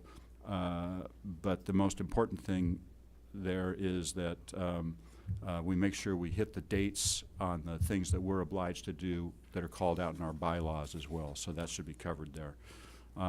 And finally, I'll note that we're planning on canceling the March 21st regular meeting of the Community Advisory Council. And so I think if I read the roadmap correctly, then that means the Cal EVIP item will probably move then to the April meeting. So correct me if I'm wrong on any of those things, but I just wanted to make sure the council was aware of all those things. Looking over the roadmap for us, it looked like there was another workshop happening in June. Is that, what is that? I'm going to ask Beth to step up and talk about it. I don't think we have one. We're actually planning numerous workshops on top of the webinars and surveys. So you'll see a lot of ongoing workshops from now on, gathering input from our community on the programs. Oh, so it's not workshop with you folks, it's workshop somewhere with the For community. an entire too. community, yeah. Okay, and, But we're still welcome, we're still I'm sure. welcome to go, I Absolutely. imagine. But we will be attending as part of the community rather than as a council member? Probably. Okay. Yes. Yes. Make sure that we don't have a quorum, please. Only 4 of us are allowed to go. If there's no other questions or comments on the part of the council, I'll open this topic, agenda item 6, to any public comment. Okay, good. Seeing none, we'll move to item 7, and that is support electrification strategic plan scope of work, and this is an action item. But before we do, Mr. Habashi, thank you very much for that report. A lot of information in there. I'm sorry I Glad to. didn't Anytime. mention that earlier. Ms. Trenchard. All right, my ask today for the Community Advisory Council is to support the electrification strategic plan scope of work. Some quick history. If you'll recall, through the budgeting process back in September, staff received approval to work with consultants to prepare an electrification strategic plan costing no more than $150,000. The objective of that plan was to deliver a roadmap that demonstrated the best approach to electrify the transportation sector and our commercial and residential buildings in a way that both addressed our JPA goals, but also optimized the benefits of electrification back to our community. Through that process, we'd also be identifying programs for our underserved communities, and we'd be identifying a path to community emergency preparedness during times of power outages through a diverse network of DERs, microgrids, partnering with local agencies, perhaps like partnering with a transit agency, for example. So let's first talk about the scope. It's really made up of 3 deliverables. The first 2 deliverables direct the formation of the final task, which would be a 5-year program roadmap. The first deliverable is what we're calling the technology and market assessment. This includes capturing both existing asset inventory in the transportation and built environment, as well as analyzing the technologies that programs should be focused on moving forward. That would include things like technology adoption rates, market trends, barriers, risks, opportunities, all by customer segment as well as by year. The next step is based on the analysis that we've captured from that first deliverable. We'd be able to actually do multiple what-if analyses so that we could define both realistic as well as reach targets for 2025 and 2030 to electrify the transportation and building stock. And then from there, the last step is we develop a 5-year program roadmap that gets us to those targets. And this phase would include a pretty extensive cost-benefit analysis by customer segment as well as impact back to Monterey Bay Community Power. Throughout that entire process, staff will be sharing all of the discoveries and provide opportunities for feedback from our community through regularly scheduled webinars. For instance, we have one with our member agencies next week.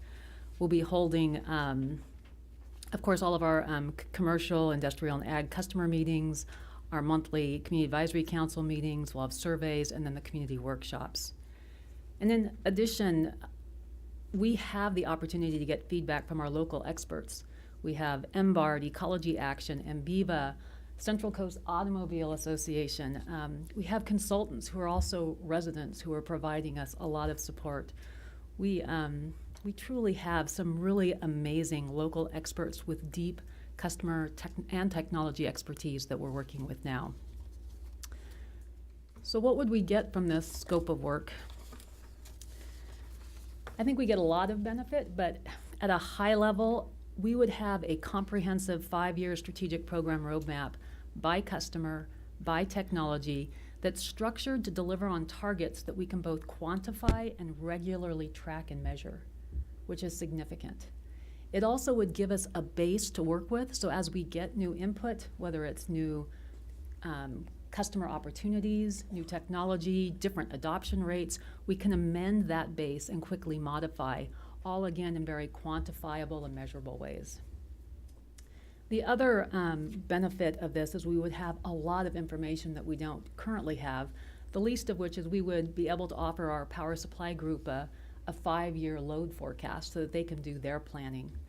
And lastly, it's also an incredible opportunity to align all of our local climate action plans. The proposed timeline for this is pretty tight, but we have narrowed and focused the deliverables. When we issue an RFP, we're proposing to issue it for $100,000, which is $50,000 less than the maximum spending. If we can get support today for the scope, Then we would plan on issuing an RFP in March. Then we would select the consultant in April. The analysis would happen through April to June, where we'd get the first draft for energy programs. And then we'd be able to, June through September, finalize the plan through the budgeting process. Wow.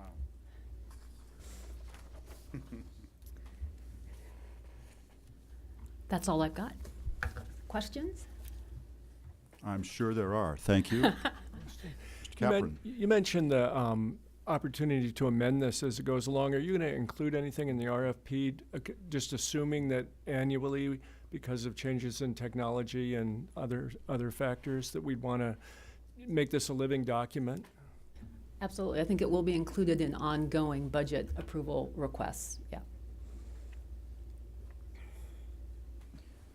I'll just say that I really want to applaud you on what you wrote for the program overview. I love the emergency preparedness, resiliency of the system. I think that's something we really need to work on. My only question is, I wonder if lowering the price, it probably seems appetizing, but I'm curious if they can do all of this for that price and not, and it might be more prudent to say up to the 150,000 rather than having to come back for more approval. It's possible, and we can talk about that. What we did was we took out, for instance, we used to have a fairly hefty section on capturing customer needs, and we've taken that out with the understanding that staff wants to do that. We want to be able to capture our customer needs by segment. We also had a couple of fairly analytical areas that we were going to evaluate that we decided to take out and wait till we captured this information and really better understood what we had to work with here, and then determine what was needed next, rather than putting it up all up front.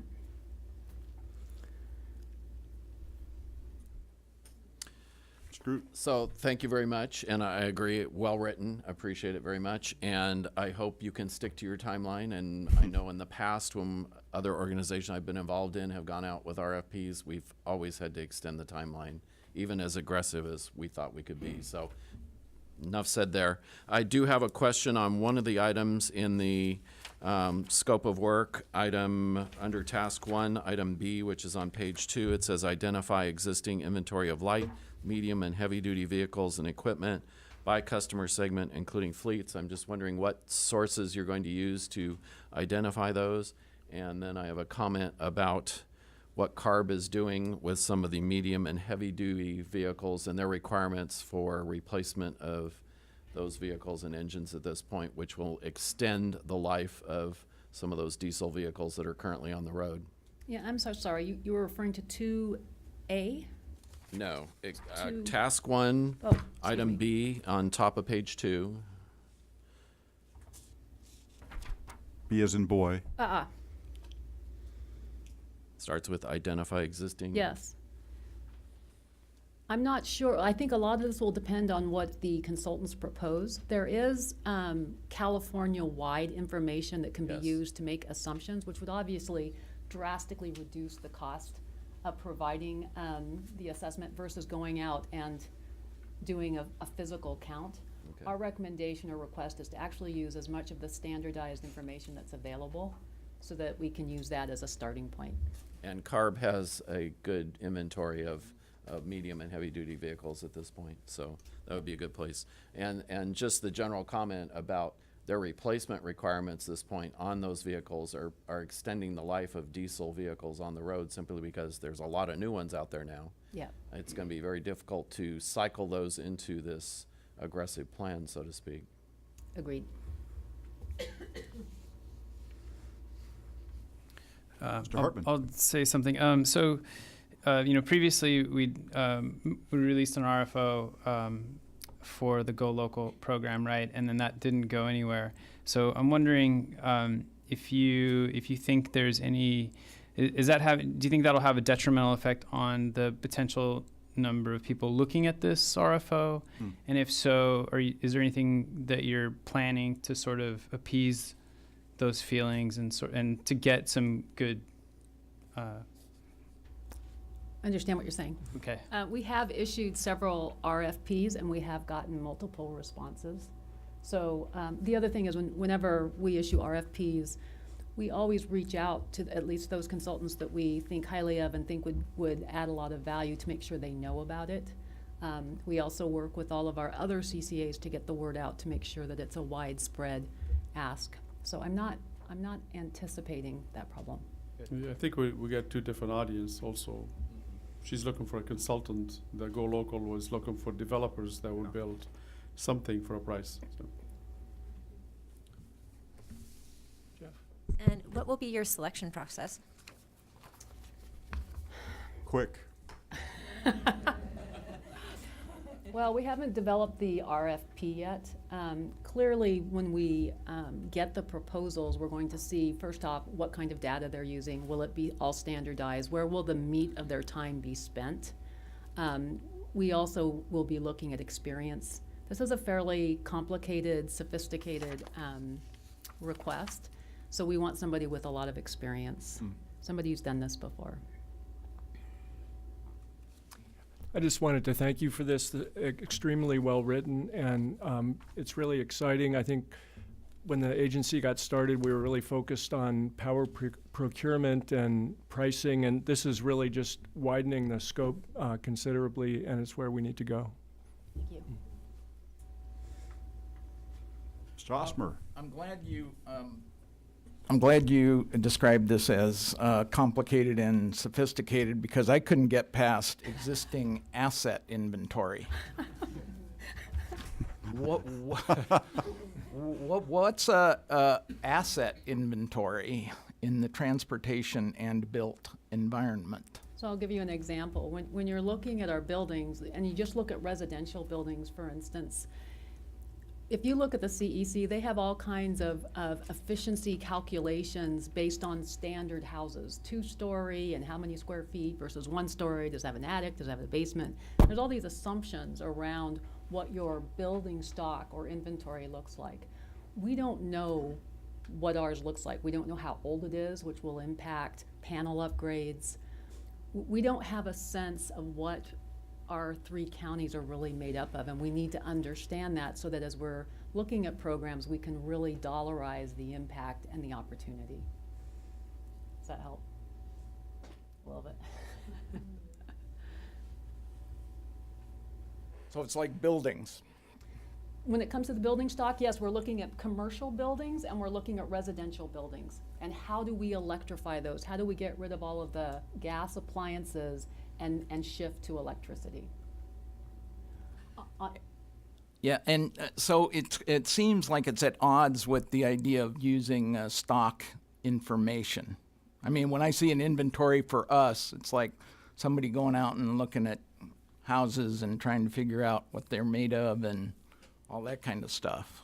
It's 2 different philosophies. There's a group going out now doing reach codes, and I won't get into the gory detail, but you can use standardized information that applies to a specific jurisdiction, or you can do a physical count of the houses, for instance, in a specific city to calculate exact cost estimates to come up with specific reach codes. It's just a difference in approach. And a reach code is? Oh, I'm sorry. I'm sure that's another acronym. Well, kind of, yeah. So we have a traditional building code that California requires everybody to follow.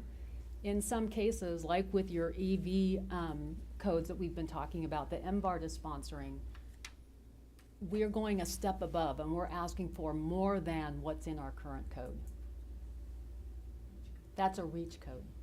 The Energy Commission allows local jurisdictions to exceed the building's energy efficiency requirements that the state requires. So I think that's what she's talking about. I'll be interested to see this. Go have a coffee. Well, I sense a little skepticism on the part of a couple of my council members, and I think it's well placed. There's a lot in here, and I'm going to take a slightly different approach. I'm going to, because I'm really excited about this. I think this roadmap could be very helpful and very useful to this organization, and I'm sure this council will be very interested in it. Just by way of context or background, you know, that when we passed AB 32, how many years ago now? 13 years ago, I think. that required all the GHG reduction. It's now finding its way down into all the different cities and counties. And the only way we're going to reach these goals is we're going to have to electrify just about everything. And so this is the beginning of that for this particular part of the world, our 3 counties. So I'm going to say push hard. Because I'm not sure we're going to get an opportunity to have a lot of input to this very fast schedule. So I want to make sure staff gets our direction that now is the time to make sure this plan is very aggressive and consistent with all of the GHG plans of the various regions and communities. That's what the people in these communities want. And even though it may seem impossible, and it certainly did when we put things in our integrated energy policy plan at the state level 10 years ago, that we're going to be net zero energy in commercial buildings by 2020 and residential buildings by 2030. We had no idea how we were going to do these things. Now we're beginning to see how we can do them. There is a way to get there. And so I'm going to take the approach, higher standards and a more aggressive plan. And if you don't meet this very aggressive schedule, I think what you're hearing from all of us is that probably is okay, as long as you get a good electrification plan out of this that meets all those goals. Great. So I'm speaking for myself on this, but I hope I'm speaking for some of the members of our council as well. And I don't want to end on that. If there's any other comments, I'm going to open up the public. I'll Mr. add one Hartman. more, Mr. Trenchard. The notes at the end, I think are super smart and great that you put them in there about using published data and then using non-proprietary models too. I think that's just really, really good job with that. Thank you. So we'll open it up to public comment on this item, please. The item 7, the support of the electrification strategic plan scope of work. Robert Frischmuth, local citizen and board member of Communities for Sustainable Monterey County. I'm really excited about this. I think this is really, electrification is really the way to go. And I just have some comments, maybe some ideas for expanding the scope of work a little bit.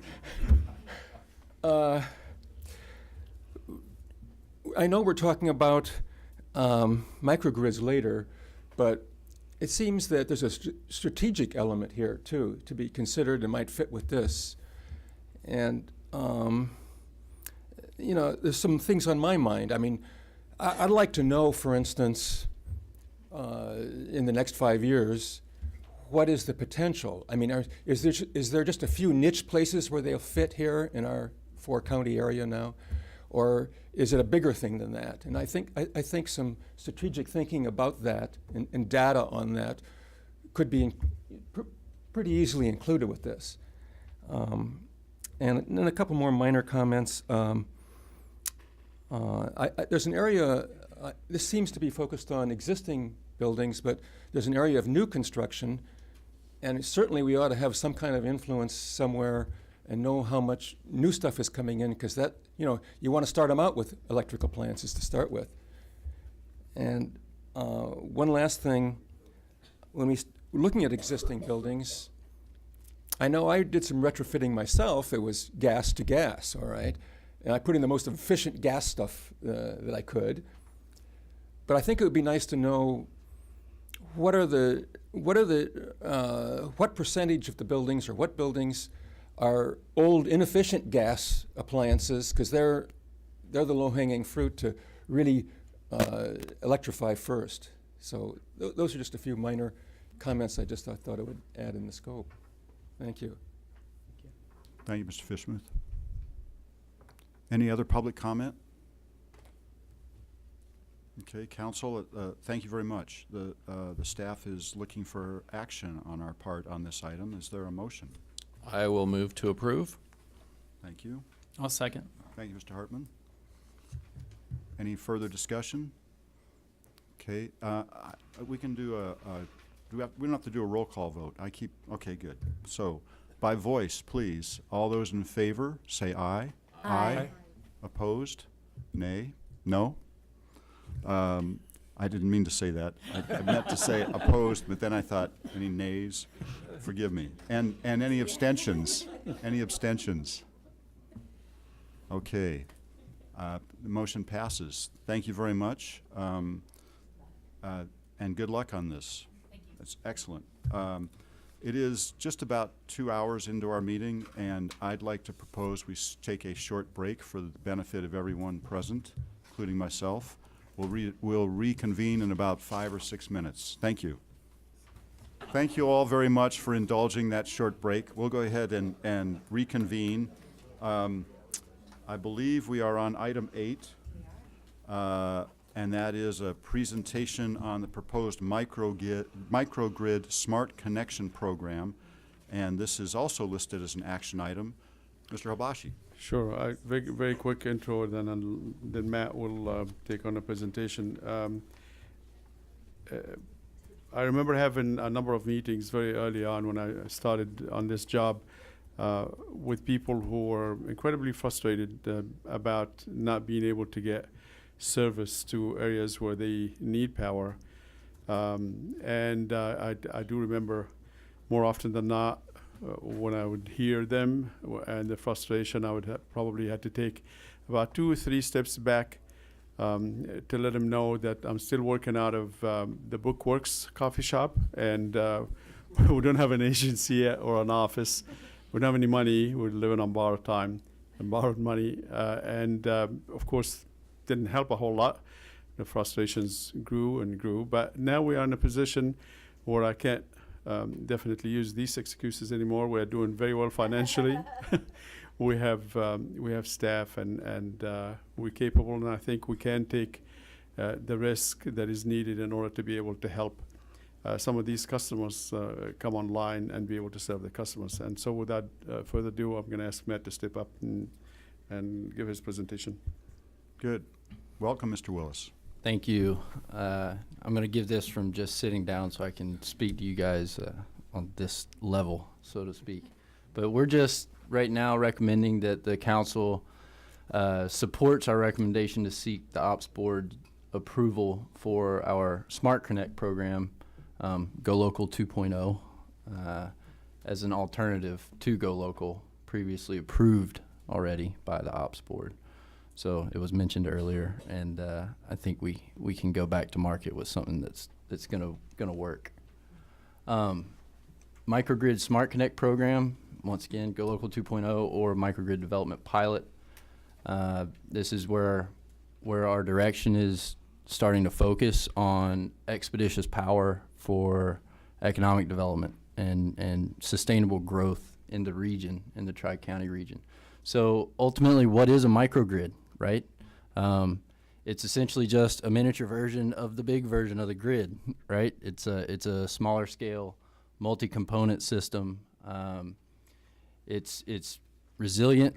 It can provide redundancy. It can be optimized, and ultimately, what a microgrid has the power to do is be optimized and controlled so that you can have much more sustainable sources of power at a local level, so to speak. So you have a kind of a mix in a little diagram of what microgrids can look like and what they are there on the left. That's the short and simple version of it, but it's really any electrical component, right, that we can tie into a single grid in a small area and then control them.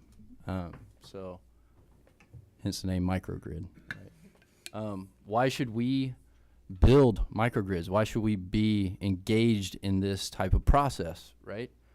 Well, ultimately, there's a local distribution company that can't really provide power in an expeditious manner, right? So I think we've heard that statement numerous times tonight through government agencies to private sector to many concerned parties that want to grow their businesses and just want to evolve into a better regional opportunity. And microgrids can solve that expeditious power supply problem that interconnection wait times are really burdening to the business bottom line. We're uniquely positioned, as it states, to provide a backstop of funding, a financial resource for these opportunities, as well as the project management capabilities, design expertise. You see it written there, construction and operation of the microgrid. So I'll talk to the process of how we're going to go about meeting those and discovering the host sites, as well as implementing those. So it's a two-part component, right? We have our program side, which is actually going to be addressing and discovering the host sites, and that'll be through an application process, right? So we're able to engage the entire community, offer that to the commercial agricultural sector, the business sector, the larger energy users that are kind of presenting that problem, if you will, of expeditious power needs. And that application process then pulls in a host site, and that's going to be a criteria-based vetted host, right? So they've become essentially a partner of ours, right? They're going to end up needing our power. We're going to be supplying that power. How do we supply that power? We supply that power with our procurement team that we're working closely with to select essentially a turnkey service provider that can construct and operate these microgrids, so to speak, right?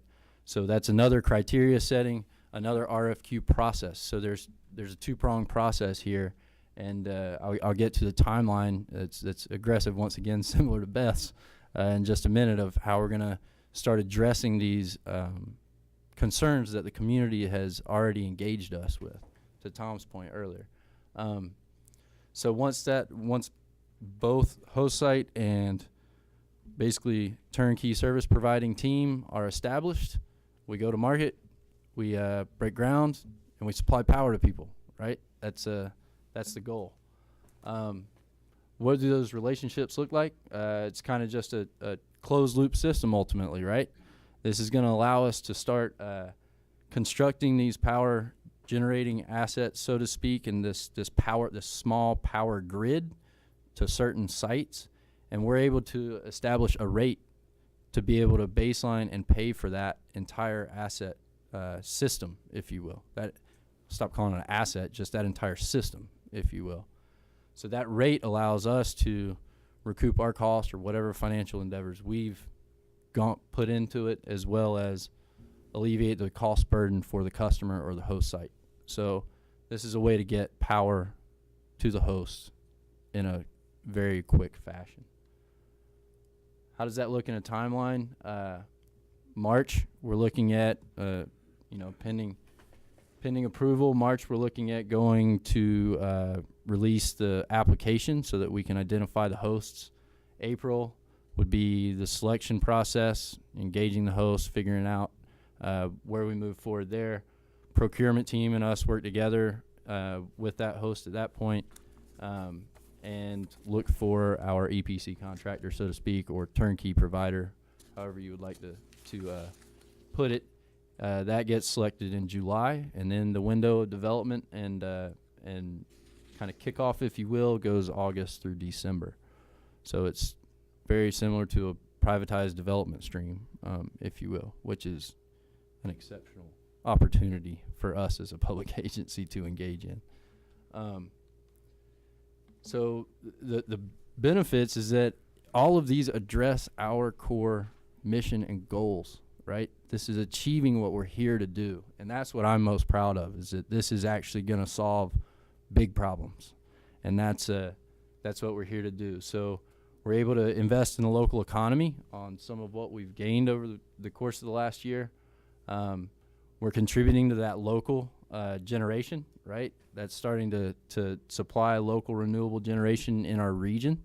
And we're also being able to grow our brand in the essence of addressing our customers' needs, which is ultimately what we're here to do, and the community's needs. So I think that's about where it ends up, but that's kind of the go-to-market streamline for getting microgrids out there.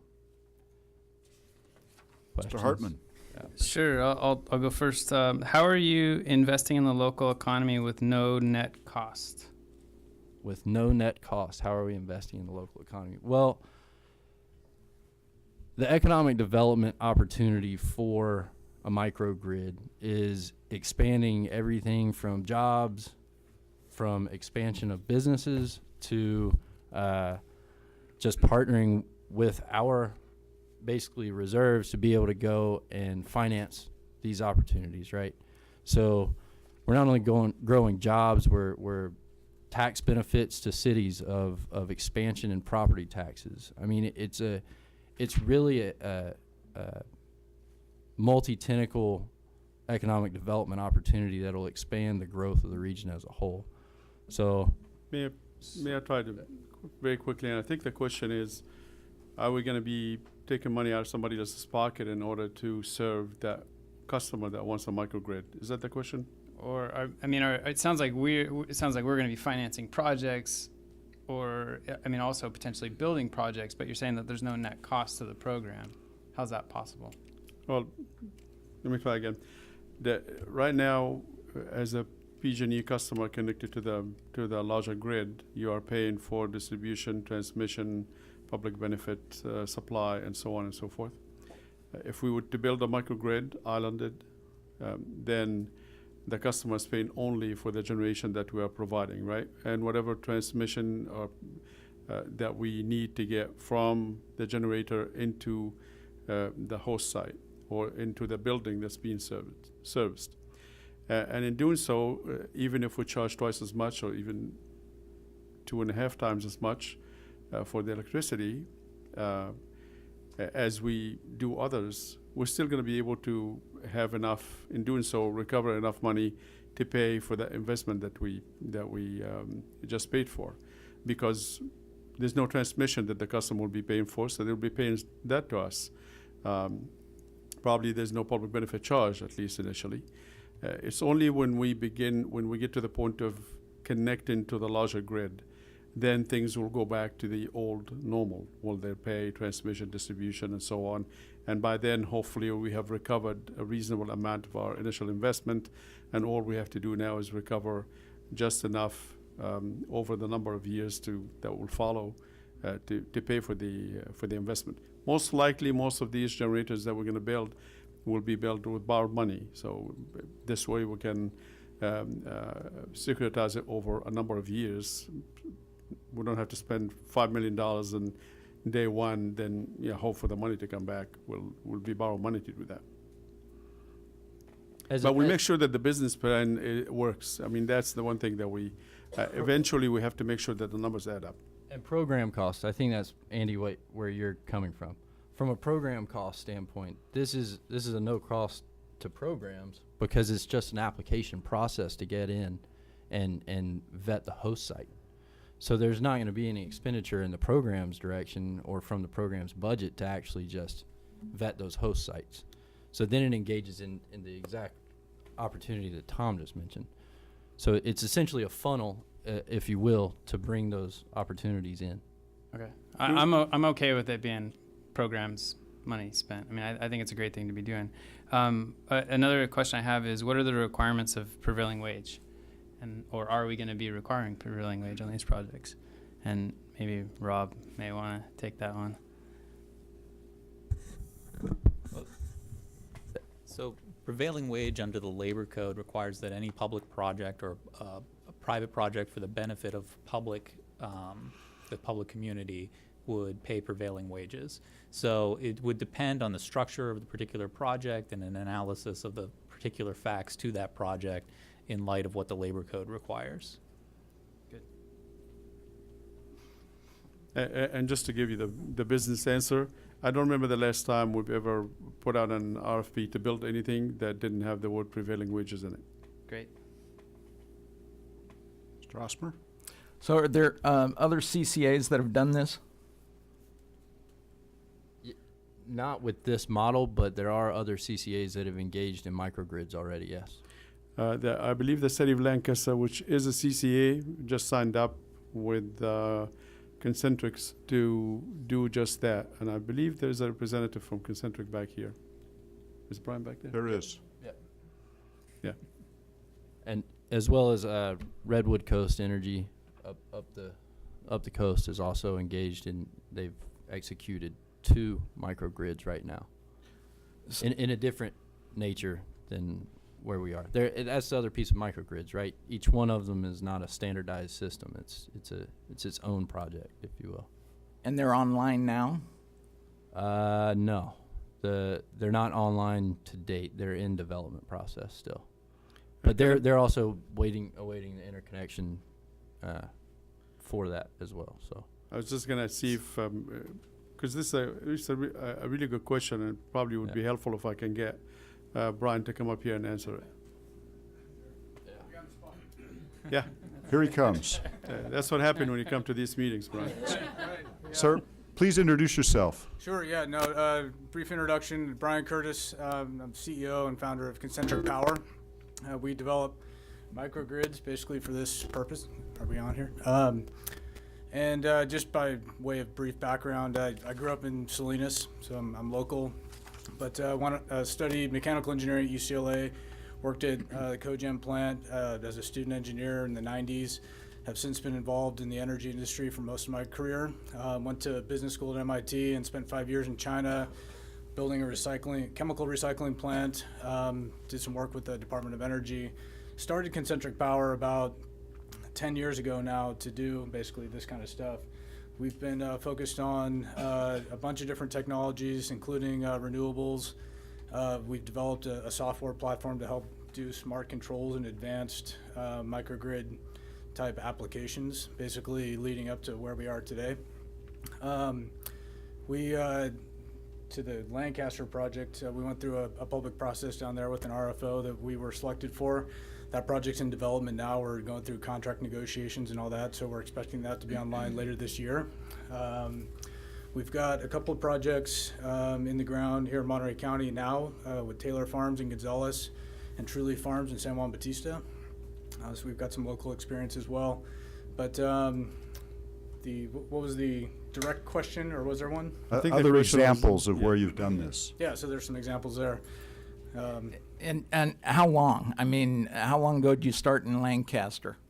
So we started that process about 16 months ago, and we had some fits and starts just to get into how that process went. We started with an RFP that we were selected for that, and then we got involved in the negotiating process, got involved with the city attorney, and they had to reset a little bit in terms of that process and going through an RFO. So talking about the sort of timeline here, I think there's probably some lessons, or there are some lessons learned for sure on how that went, but we're getting through it now.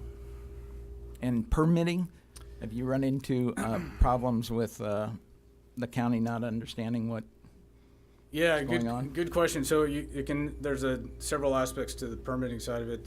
There's the conditional use and CEQA process, which we're going through. So CEQA, for those that aren't familiar, is California Environmental Quality Act. And there's the whole process to go through there in terms of initial studies and potentially an EIR, and we're getting through that process now as well in terms of what's actually required. So yeah, we're going through that. Building permits is pretty straightforward. It's pretty well understood stuff that we're building. Air permits is another aspect, to the extent that we're using backed technology, so best available control technologies. That's reasonably straightforward to the extent that we design for what the standards are, so that's not going to be an issue, I don't think. So yeah, permitting is definitely, in terms of critical path on the project and getting it built. There's the whole contract side of it and getting it done with the CCA and the commercial structure of it all, but there's also, the permitting, which is, and then of course the actual operations and getting the equipment and building it, the actual work. It's all work, but yeah, no, there's competition for critical path on what needs to get done to get the project over the finish line. I think it's fair to say that's a more aggressive timeline than what some former distribution companies could handle. Yeah. Well, I guess that's one of my concerns, is that we do just as good as PG&E on this. So I mean, what number of hosts are you thinking of? Well, I mean, what's the market out there? Well, we've been engaged by each sector of our our economy here in the region, right? Everything from healthcare, everything from public agency, everything from the ag industry, everything from the commercial industry, expressing the desire to have this type of opportunity there. So setting the criteria in the application is going to be key to that funnel and to the selection process. And that's what once we get, you know, kind of the blessing, if you will, to move forward, we're going to dive in and start setting that criteria. And then that's the next step, is to how to kind of sieve the funnel, so to speak. We're also seeing a second group of people that are coming to us wanting to have what we used to call in the industry uninterruptible power supply, because they are seeing more and more disconnection coming from PG&E because there's high wind or certain problems where they actually disconnect you on purpose because they're worried about safety issues. And some of those folks that are receiving that power that end up being disconnected are saying, wait a minute, we absolutely can't afford to have that happen, so we need to build an uninterruptible power supply. It's different now because it's not the single source that you're going to rely on, but it's a backup power supply. And if we can build that power supply for them and be able to recover the cost of it in additional rates that we put on the bills, then it's something that the customer would want, and it's something that we can do. Yeah, and I guess I don't have any question about the need. I think it's just how we fill it. So back to my original question was, how many hosts? It's 10, 5? It's going to determine on size and scale of project that we make the endeavor with, right? I mean, we're going to definitely have thresholds set, and then we're looking at probably sieving this down to maybe 2 projects to kick off to start, if we're lucky, right? Like, it's when the criteria is set and structured well enough, it's going to be an executable project. And that's the economics have to pencil out. The bottom line has to be agreeable on all parties, and we have to get this done so that we can replicate it over and over again. And then the host sites that are in that process and in that application pool can be addressed in a prioritized sense then accordingly. So it's going to be a very selective process, if you will. And I guess that's what I'm thinking is that it's not really a program, it's a pilot. And that when you say it's a program, and where you started was that you're going to engage the community. And at that point where you say it's a program, then it is going to be, from what we know, immediately oversubscribed, just as it is with PG&E, because PG&E can't keep up with the demand. They can't bring people on for whatever reason. But right, and that's my concern, is that you open it up and there's an expectation from people that there's going to be their project is going to be in line. You have to open it up. Totally understood and agreed. It has to be opened up with a baseline criteria, and that baseline criteria will essentially alleviate some of that large queue concern. Right? It's generating a funnel so that projects that are tangible can be there, because otherwise, to your exact point, we'll have every homeowner in the region looking to try and take their house onto an islanded system.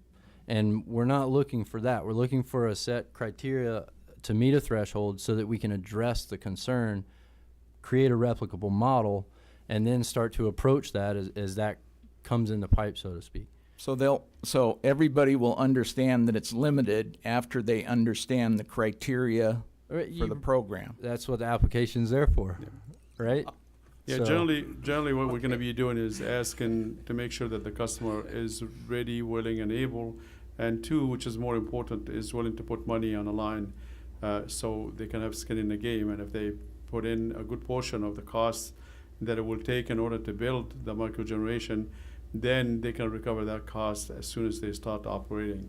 So we're not going to be getting customers that say, I want to build something here, I'm not too sure exactly what it is or when I'm going to build it, but why don't you go ahead and put a couple of megawatts worth of generation. That's not the customer we're going to be entertaining their request. We're going to be looking for one that is solid, is there, and willing to put their money up front and recover at the back end. And I mean, just strategically, I guess, is what is the market out there? I mean, it seems like we're going kind of backwards here. Is that we just had the strategic Well, we've heard from request. at least three customers that said we're ready to do something. We need help. We can't get it from PG&E. Get over here and try to help us. So that's three that we heard from so far. At least one of them I know is definitely ready, willing, and able. I don't know about the other two, but once we get the application process in place, we'll be able to sift through as many of those as we possibly can. Thank you. Would you like to restate your primary concern and end on that, or are you No, satisfied? no. Okay. Everybody heard it. Mr. Caprone, I know you've had some questions and concerns. I wanted to follow up on the concept that this should probably be a pilot. I'd be a lot more comfortable approving it if it was presented as a pilot, was limited to a very limited number of projects, because it is, and I'm totally supportive of it. I think it's one of the most exciting things that's come before this council since I've been here.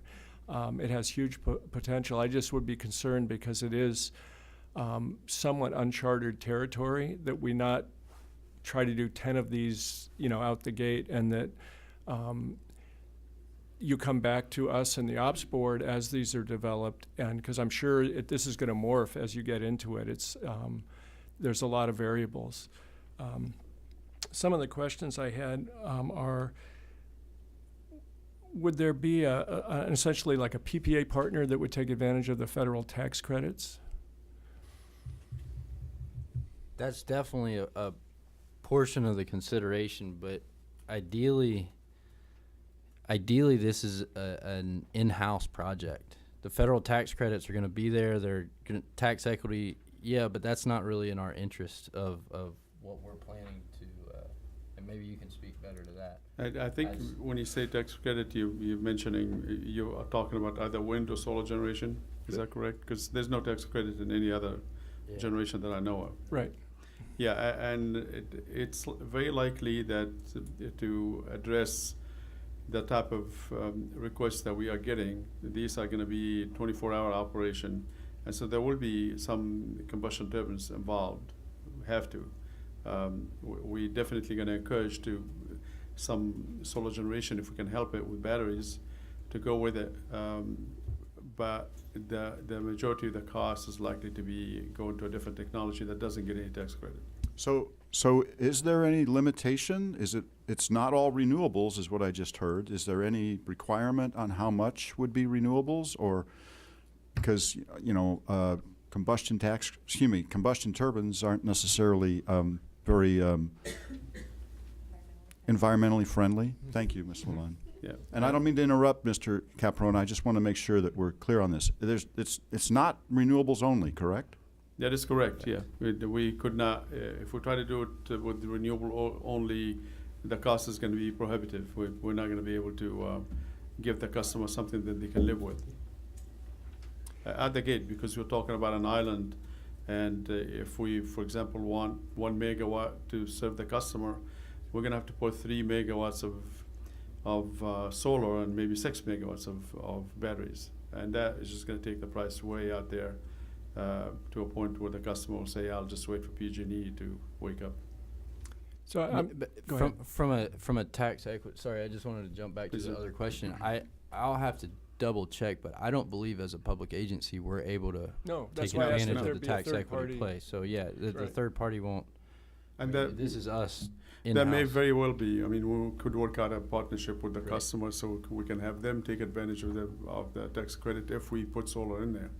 But we're still in a very early stage. We haven't yet put the application process or the criteria together. We're just trying to work with you and the operations board to say, is this something that we should pursue? Right.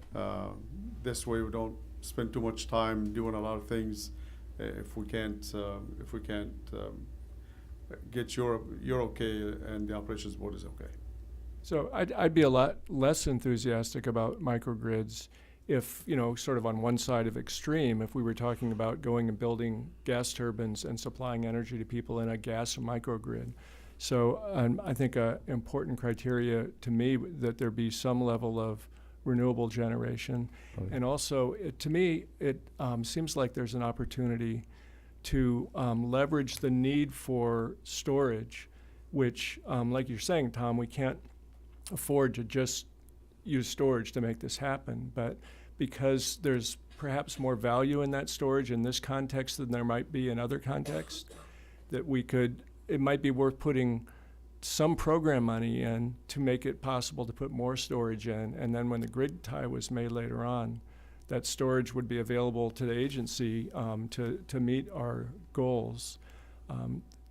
I think there's a lot of creative ways that we could even take natural gas gensets into a carbon negative stance with certain gas offtake opportunities with the municipal waste districts.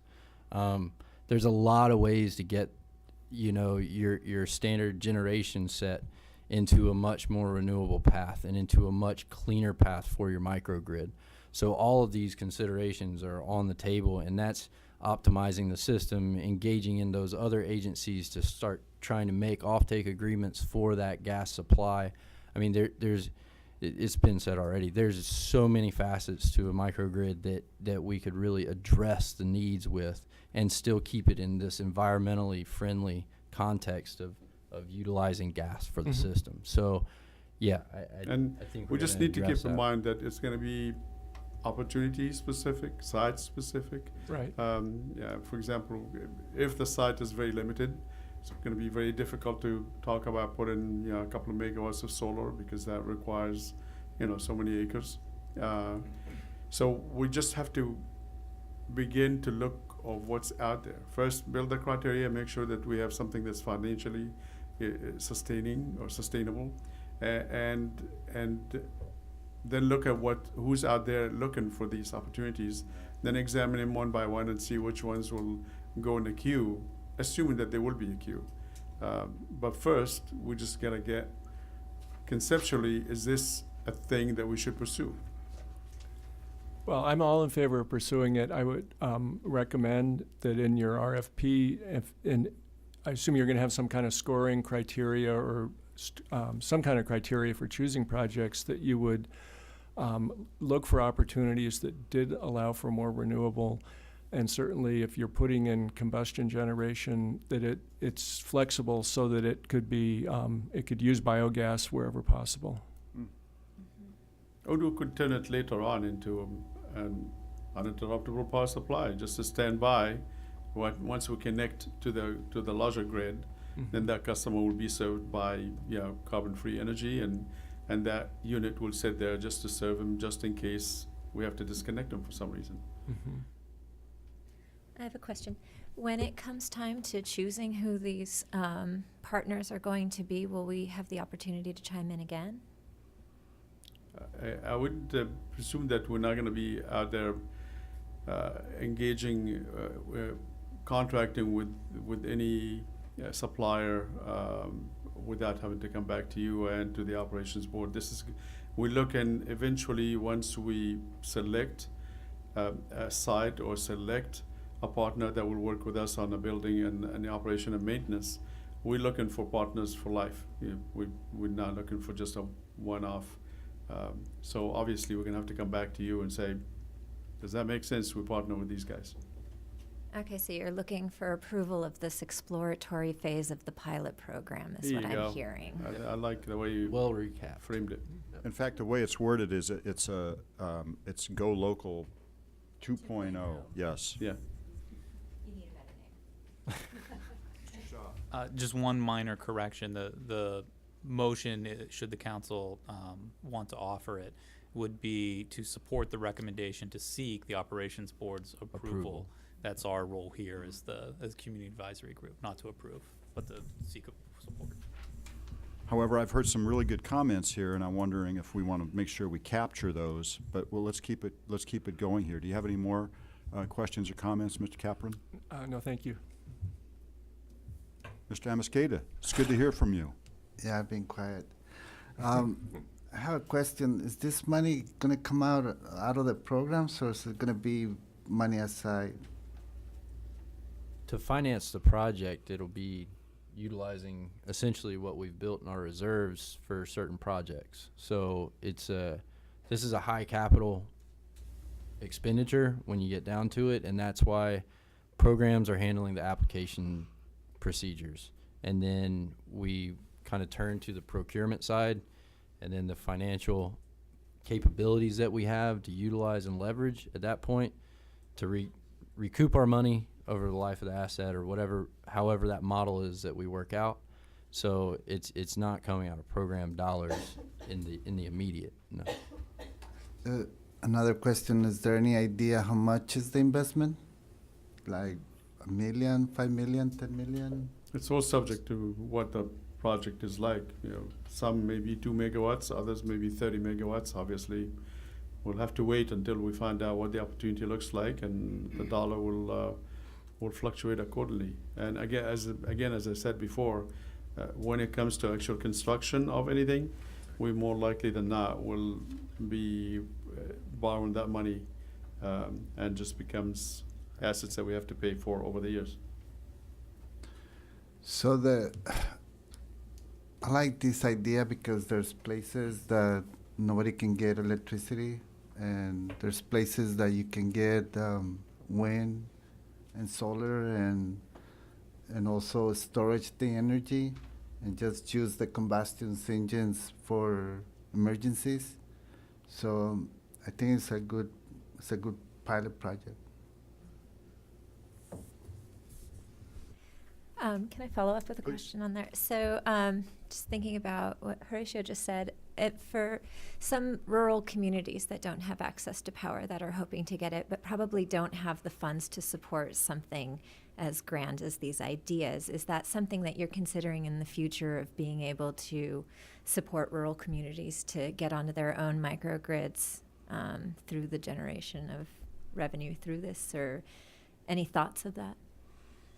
Is there such a place? I mean, and I'm being serious, that doesn't have today some way to connect to the electric grid? Because PG&E, being a franchise utility, have an obligation to serve. So if a community is there building a new development, PG&E usually steps in and Eventually. Eventually, you're correct. But and we've got to ask that question actually from somebody from Delray Oaks, not one of our member cities. They said, if we join you, we have this couple of 100 acres. We plan to have this development that will double up the size of the city. It will be schools, and homes, and commercial spaces. And we're not going to be able to get anything from PG&E. Would you come in and do this for us? I don't see why not. But it needs to be a project that's developed, that eventually will connect and will consume electricity, and will pay for that, so we can pay for the project that we're gonna build up front. So it could be for either large customers, or it could be for large development that are willing, again, to upfront some of the cost, and eventually pay us, for the electricity that they're gonna consume, and we can give them their money back over the years. Whatever money that they pay us up front, we'll pay it back. But first, they need to pay up front, so we can at least be guaranteed that they're going to be there. After we spend the money and build something, we're going to make sure that these generation facilities will be feeding somebody. And once they do begin to be served, then we'll be able to give them whatever upfront money that they give us.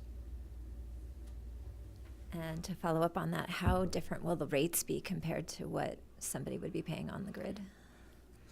You folks are taking me way down the road. Way down the road. You have the rates figured out? Yeah, no. We haven't figured all of it out yet. But all these things will have to be figured out. And especially if we are islanding, we're going to have to be really specific, one island at a time. We're going to have to figure out what the rate specific for that island is. And it will be different from the other island, because the size of the generation that we're going to put in will be different. The amount of distribution that's going to run within that area will be different. So we'll take it one island at a time. Eventually, when we connect that island into the major grid, then we're back again to the standard routine.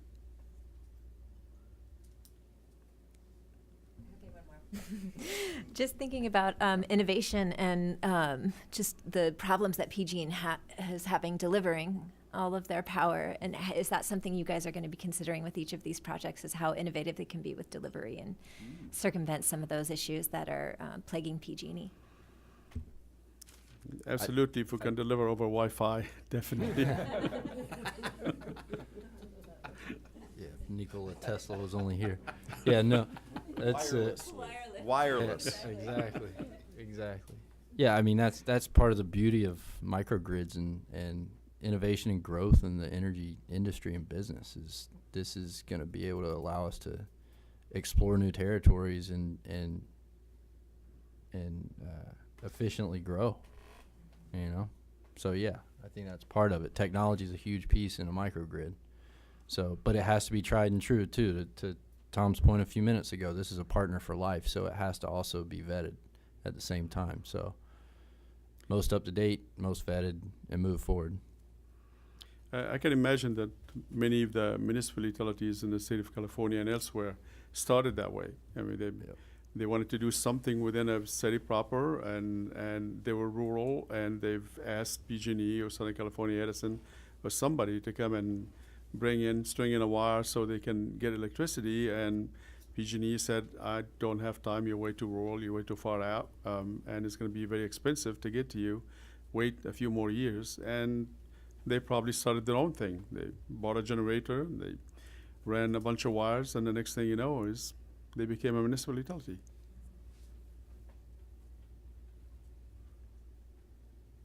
Any other questions or comments?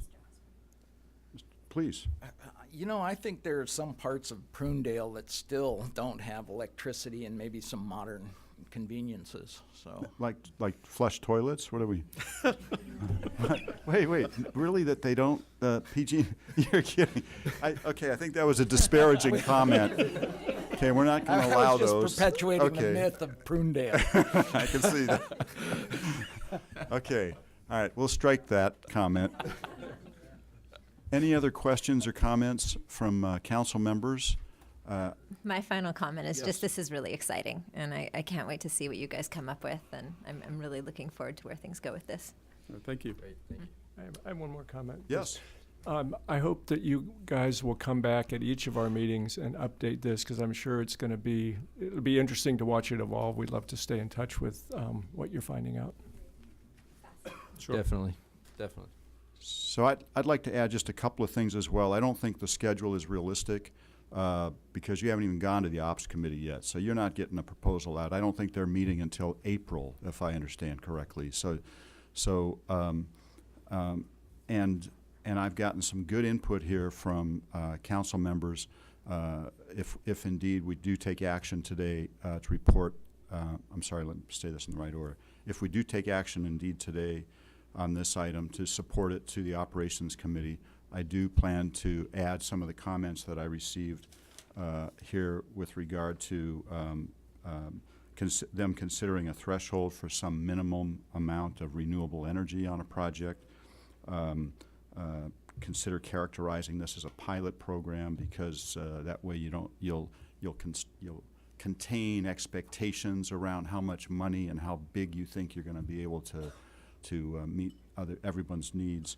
And also the selection criteria should probably make sure that it maximizes the goals of this organization, because I think it's really easy to get wrapped up. These are not easy things to do. It's easy for us to sit around and berate our investor-owned utility for the level of service that we get, but it's really difficult to be a utility and to serve customers, and particularly at some level of reliability that they might expect, even higher perhaps than what the current level is. And I've done these kind of projects, and maybe there's others here that have been involved in them too. It's really difficult and challenging. So be careful what you wish for, but I think we're all in favor of this program because it does move towards meeting the goals of our agency. But these are not easy projects, particularly when you start talking about reliability or islanding. Very, very challenging to do. So having said that, I think I'll open it, public comment first. Mr. Curtis, thank you for being here. We're going to go ahead and open it up to public comment on. Go ahead, sorry. I mean, you are part of the public. Yes, you are, of course, part of the public. As But part of the public, just a couple quick things on the tax credits. There is a 10% investment tax credit, federal, for combined heat and power. So that's for combustion engines that use the waste heat to do something useful with it. So that is available. because of the higher efficiency associated with that. Yeah, so a little bit of background. Combined heat and power is basically using the heat from an engine or a turbine which would otherwise be just put to the atmosphere and wasted, put it to good use doing either hot water, or you can run chillers and other uses for that. So there is a tax credit associated with that. I don't know if that's going to fit with the ultimate business model you're looking for, but there is a market for that. It's 10%, which is smaller than the 30% you get for solar and the other renewables. And then the other thing just to note is in terms of a pathway to renewables using gas, there actually are some pretty significant biomass resources within the territory and Monterey County, especially with the waste from the agricultural production that's going on here. And by some of the analysis that we've done on it, there's really significant energy available there that would be considered renewable. So I'll leave it at that. Good. And I'm glad you didn't mention Prunedale again. Okay, other members of the public. Hi, Beverly Day Show again. Different hat this time. I have been part of two statewide coalitions that are supporting community choice, been doing that for years. And I also followed all of the steps of the development of this community choice, went to most of the development meetings, so have some understanding of what things were talked about that this entity would have. So one of the things that I'm finding disappointing is that because we have started out with 100% carbon free, it has become, in my interpretation, a disincentive for people to have locally generated renewable. Part of people's climate action plans, both cities and counties, are asking for higher percentages of renewables, not just carbon free. So Monterey Bay Community Power has, what, 30% renewables? So what I think I remember is that in the development of this CCA, or CCE as we're calling it now, that it was determined that we would not be using any nuclear power and that we would not be using more fossil fuels. So I'm glad to hear that the biogas is available. What's also available now is that there's a state mandate for the cities and the counties to begin collecting food waste from residential areas, residences. And so that could be utilized to generate renewable energy.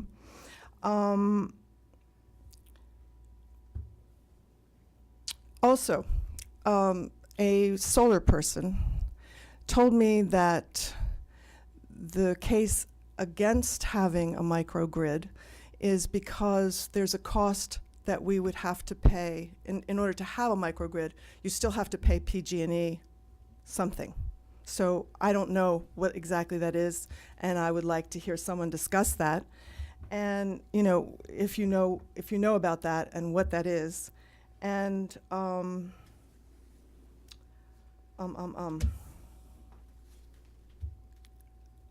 food waste, yeah, okay. Oh, also, any other neighbors whose electricity wires already are connected with whoever the host is going to be, how are they impacted?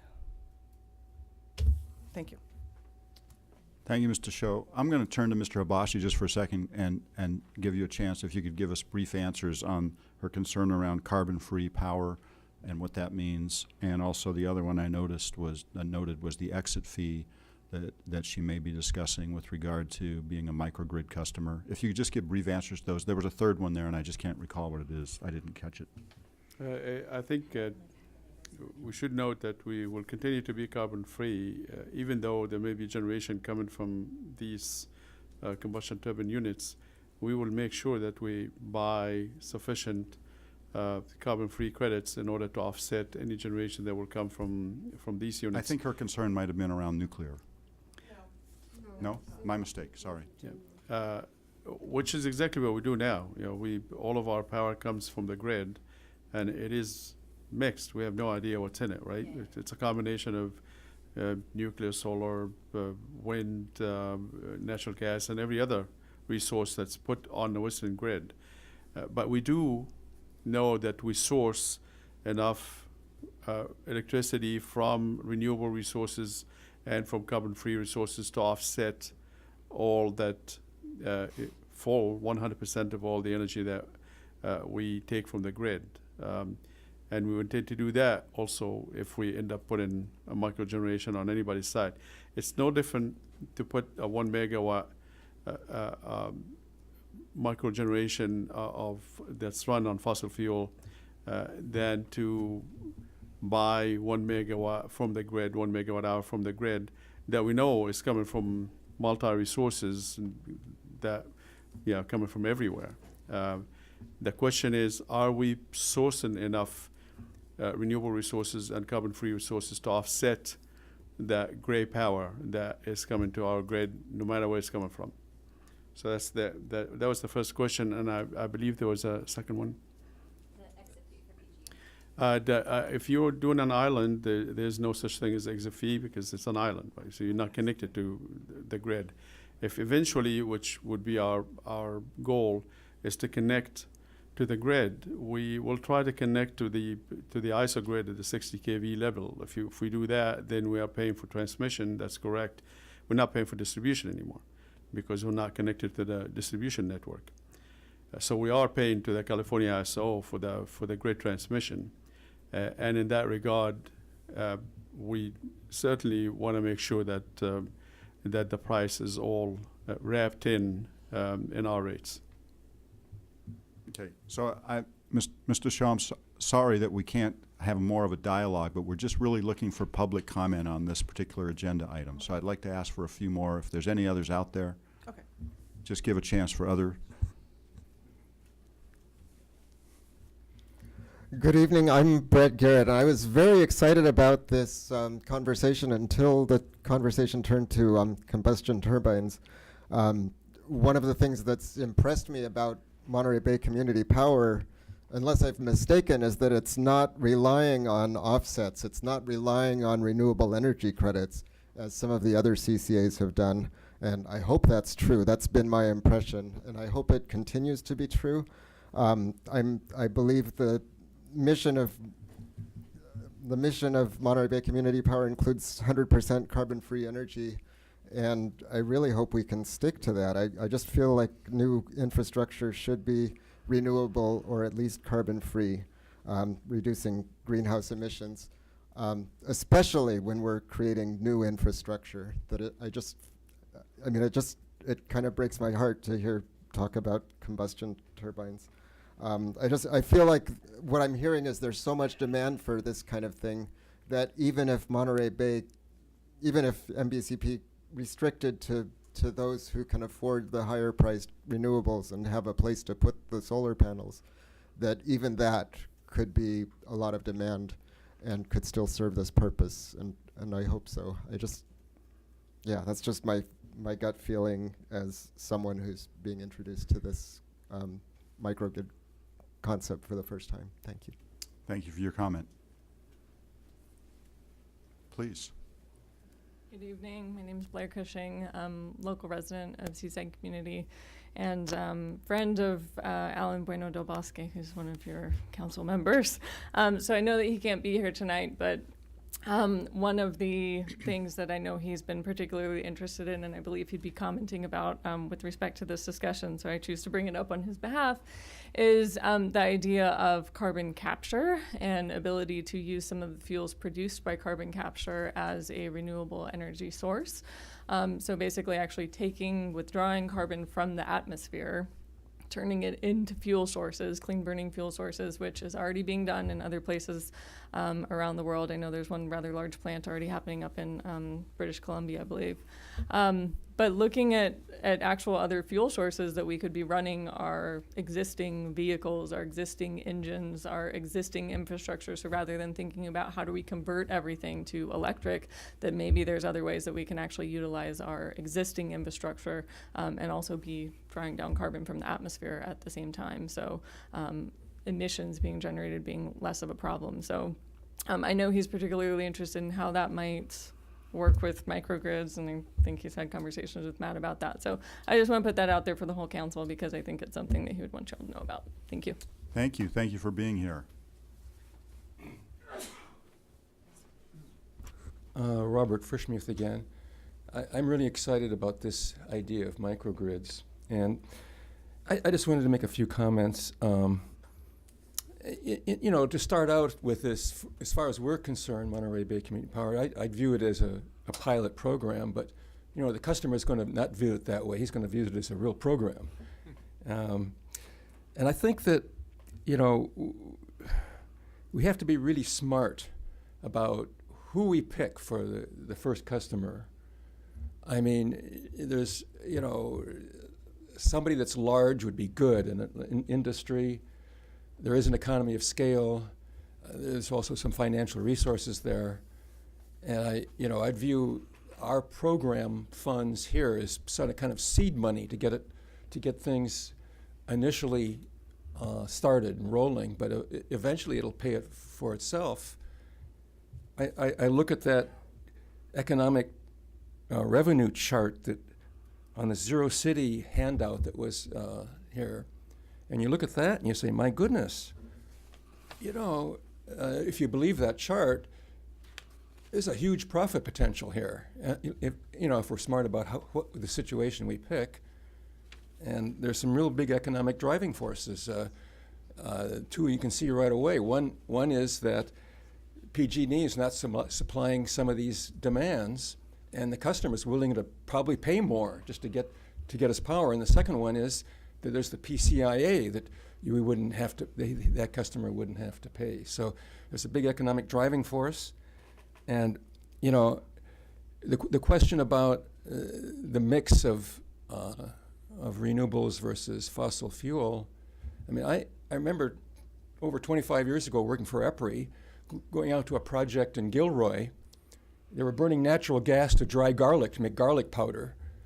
And, you know, eventually they put a combustion turbine in front of that. And they used to use the hot exhaust from the gas turbine to dry the garlic, and we're getting free electricity, basically. And so you can use that kind of concept here if you find a large industrial customer, and then you can attach the smaller people around there too, and make it. I think the first project really needs to be a super success, and so I think we really need to be smart about it.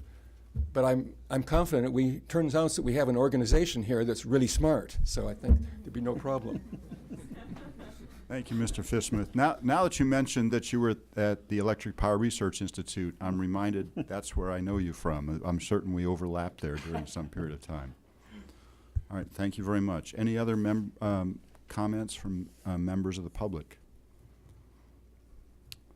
Okay, thank you very much. So let's see, this is an action item, and you know what? I'd like to add my sense of some background that I think might be helpful for council members as well. I understand this is an effort to get something started. It's the 2.0 of something that's already been approved, and that is the early go local. So this is an aspect or a part of that that's been broken out. My sense is you've probably got a good sense, as you've indicated, from your go local proposals of some interest in this area and maybe discussions since then. So you have a sense of what's out there. And of course, putting this out for a proposal would perhaps bring even more proposals in. Yeah. So it is a bit ironic that this was up for the Ops Council meeting last week when something happened that maybe you'd like to share with the whole committee, those of you that don't know, and it gave us the opportunity to see this before the Ops Council. Mr. Habashi, why don't you share with that briefly, and then I'll continue. Just the lights went out.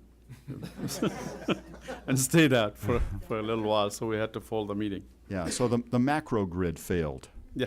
And there was a certain irony that you know, here they were considering the benefits of microgrid as a program. So it was a self-proving example of why this might be helpful. But that also gave it the benefit, this topic, to come to us first, because I sensed that you were just looking for approval to get that going and start finding out what's out there. I'm glad that it got here first, and I think by the nature of the discussion that's gone on for nearly an hour, you can tell that this council is very interested in this for a number of reasons. So I hope you'll continue to report back to us on this. And we could state that more strongly, but I think that's sufficient. Let's see. So the only other thing to add would be that, as I indicated, I will plan to report out some of the comments that I heard here today that I think are of value. But this could be interesting, and I think we're all excited about seeing what you get back from this. So please don't take these comments as negative that you've been receiving. Please take them as a constructive input to the structuring of the RFP and the criteria that you'll be building around it. Absolutely. So we've had public comment, and we have an item for action here. Do I hear a motion? I'll make the motion to recommend. Thank you. I'll second. Okay. All in favor, please say aye. Aye. Aye. Opposed? Abstentions? Motion passes. Mr. Willis, thank you. You have your work cut out for you. Thank you, guys. Thank you all very much on that topic. We're moving to item 9, and this is great because Mr. Shaw is going to give us a presentation on the Brown Act, which is a favorite topic of this committee, this council, and we'll see how quickly he can speak because he is keeping us all from bed this evening. From sleep, I should say. Mr. Shaw, thank you. Thank you very much, Chair Byron. For those that don't know, my name is Robert Shaw. I'm a Deputy County Counsel for the County of Monterey County Counsel's Office, and we serve as General Counsel to the authority through a contract. You all went through a Brown Act training in August of 2018. 6 months is not our normal time frame in which to come back and do a new training, especially since there hasn't been any turnover. But I do want to say... Oh, but there has. We have new counsel. That's true. But I do want to say, I went back, I looked at the training that was done in August. I agree 100% with what Angela presented to all of you. She did a fantastic job. Nothing I say tonight is intended to supplant or override anything that was in Angela's presentation, with the exception of the brown eggs graphic. I don't know what that was. You'll see I don't have any graphics. The goal here is to be relatively streamlined. The legal geeks, like myself, who are really interested in this sort of thing will think you've blown past some really important stuff. And I'll highlight it for you, but Angela did a really good job, and they're going to be things that this council doesn't actually get into very often, like closed sessions. What I do want to talk about is how, under the Brown Act, the council can operate outside of a meeting like this. So what does your interaction look outside of that? We got some questions during the holidays. We have a couple workshops coming up, so I wanted to take a moment, pause, and go over a few things with you. It's already up here. So just history of the Brown Act. In 1953, the San Francisco Chronicle did a 10-part series called Your Secret Government. After that, the League of California Cities proposed to Senator Brown some guidelines that became the Brown Act. That's the history of it. And that really set up what our open meetings law is about, that they need to be open, they need to be accessible, but transparency, and I'll come back to this a few times, transparency isn't the end goal here. It's transparency, but it's also meaningful public participation. And you've seen tonight how important meaningful public participation is. So those are really two overarching principles. Why is it important? And I have to confess, I adapted this presentation from a colleague of mine. Why it's important? Yes, if we violate it, there could be misdemeanor violations for the individuals that violate it. Yes, violations will invalidate an action, but why is it really important? I think that that's a different thing than just what the penalties are. So moving past penalties, what I want to tell you is my favorite case. As a legal geek, as a person that loves bicycles, my favorite case is a 1928 case called Noble versus the City of Palo Alto. In that case, there was a sheriff for the City of Palo Alto who wasn't directed to, but on his own time directed his officers, and he himself collected bicycles from all over the city and took them back to City Hall and would collect them until at some point he could sell them. And he would sell these bicycles at intervals and keep all of the money himself. In 1928, this was apparently acceptable. And because the Superior Court, when the City of Palo Alto said, no, that money should go in the public treasury, and the sheriff actually sued the city to say, no, this is my money. I collected this on my own time. I had my deputies do it. You didn't ask me to do it. It wasn't under my duties. Then he sued, and the Superior Court agreed. But the Court of Appeal reversed that decision, and they could have gone about it in any number of ways. But what's important to me, and just as you can tell, this is not a Brown Act case, but what's important to me, and I'm going to read it because I find it so meaningful. The court said that there is neither a more wholesome nor sounder rule of law than that which requires public officers to keep themselves in such a position as that nothing shall tempt them to swerve from the straight line of official duty. The court said perception of wrongdoing, perception of conflict, perception is more important when you're a public official than whether you had the official authority to do what you're doing. If the perception is such, if we can't trust you in what you're doing, if you can be tempted because maybe you're incentivized to steal bicycles and to sell them, maybe you're incentivized to go outside the city limits and collect bicycles to sell them, if you're tempted, then we can't trust you as public officials. This is 1928, well before the Brown Act. But I think it gives a good, clear purpose for what the Brown Act stands for. And the Brown Act says, let's us as public officials sit in front of the public, engage them, give them an opportunity to participate, and not be tempted. We won't have any temptations of not being able to be completely transparent in what we're doing, so that the issues in 1953 of secret government that the Chronicle was looking at, we're not tempted to fall into that trap. So it's just an important case to me personally, and I think has some good rules that we can think about. This touches on a couple of basics, regular and special meetings. What I want to note here is that for special meetings, regular meetings both require agendas, both require to be public with participation. What's important is here in terms of agenda additions. There can be agenda additions in regular meetings, but not in special meetings. If we had a special meeting, we can only hear what is actually on the agenda itself. And even for agenda additions in a regular meeting, it's very unlikely that this council would be acting on an emergency or urgency basis. But if we did, we would follow the rules and make the necessary findings.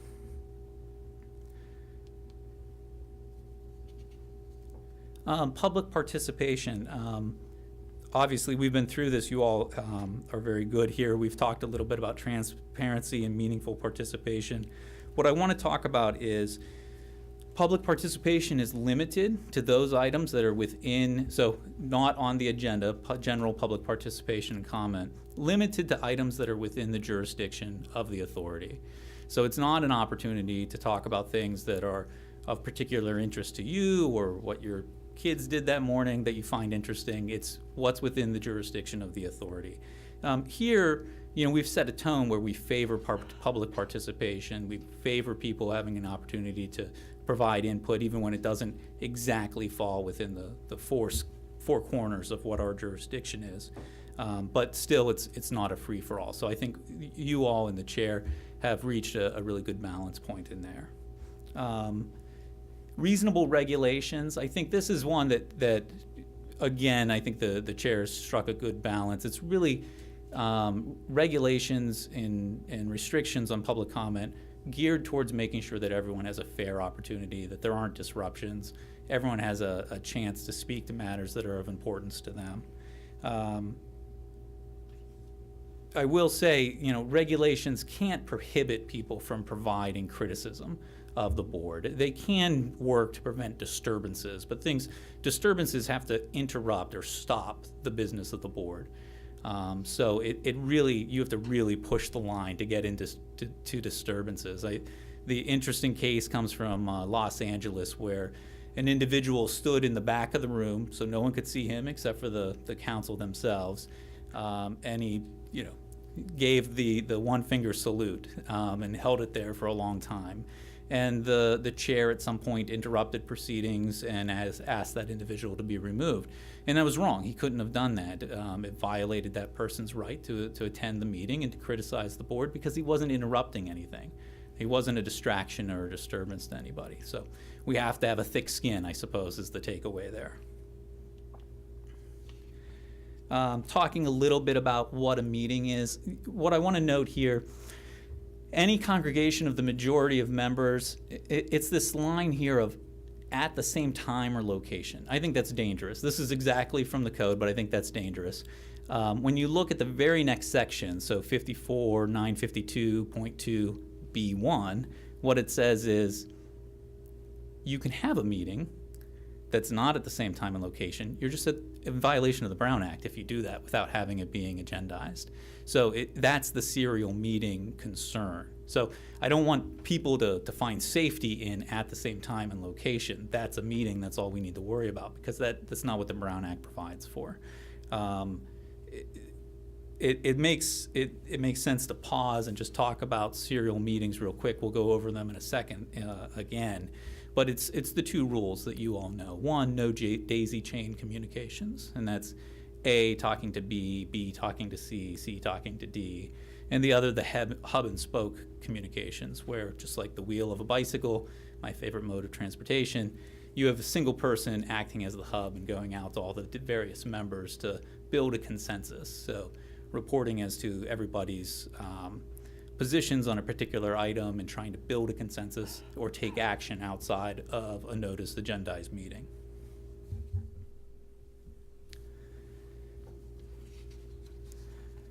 Controlling the meeting, I think we've covered a lot of this already, but I should note, just on the bottom here, in terms of Robert rules, the CAC meeting bylaws don't actually require Robert's rules. We do kind of informally follow that process, but it's not a stringent requirement. We'll spend a little bit of time on 2 slides from now. So what is a quorum? It's the majority of the members. It's 6 for you all. We have 11 members. We're going to 12, so our quorum will change whenever we get a member from Morro Bay and San Luis Obispo. Just to talk briefly about what happens if we lose a quorum. The meeting is effectively over, because remember, a meeting is a meeting of the majority of the members. So the meeting is over. We can no longer conduct business.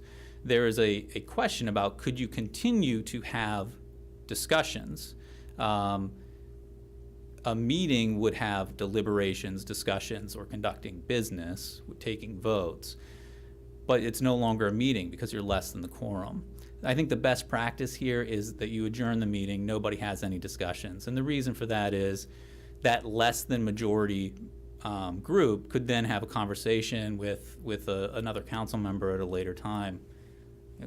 Council member X, we all had this great conversation, you missed it, but this is what we agreed to. So when we get together next time, we'll vote on that. That could be a violation if what you're doing is building a consensus for a particular action outside of the noticed meeting.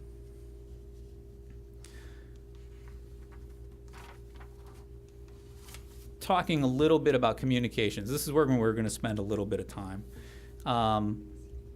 The exceptions to the quorum, having a majority of members in one location, really break down to individualized contacts. You can talk to one another on an individual basis, but you've got to be aware of that serial meeting violation. You can't collect information, try to build a consensus outside of the meeting, and you got to be wary of going to the next member or the person you talk to going to the next member, because eventually you could have a rule where you're violating that majority number outside of a noticed meeting. Here we have 6, we're going to 7, so there's a little bit of room to have those sorts of discussions. For the County Board of Supervisors, we only have 5, so you have a conversation with one other person, you only need 1 more before you're in violation. Citizen engagement. You can all talk to individual citizens, but again, you have to be wary of serial meetings, because if that citizen if he comes in and says, I've talked to 6 other council members, or I've talked to, more dangerous, 5 other council members, and what they think about this particular action is X, and boy, if we had you, then we'd get this passed. It's really up to you as the council member to stop that conversation before it becomes a serial meeting violation. And it can sometimes be difficult. It's a matter of steering that conversation somewhere else, or just saying, we can't have this conversation if what we're doing is trying to build a consensus outside of the meeting. It's just, and I think the public in general, and these folks that might solicit opinions from decision makers, they're not offended by that. They know that that's coming. One would hope that they would stop trying to do that, but they don't always. Quorum exceptions in general. One is standing meetings. So if you have, you may appoint a standing committee. So if a standing committee is meeting and it's 2 or 3 members, something less than a quorum, other members can attend that standing meeting, but only as a participant. Or I'm sorry, only as an observer. You can't participate in the conversation, even if it's if it's your own board.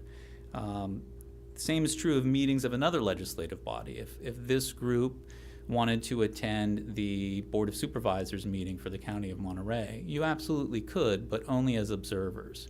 A majority of you could not participate because of the danger that you could, through public participation, create a serial meeting outside of that, or engage in conversations or discussion with the Board of Supervisors about things that would fall within your jurisdiction.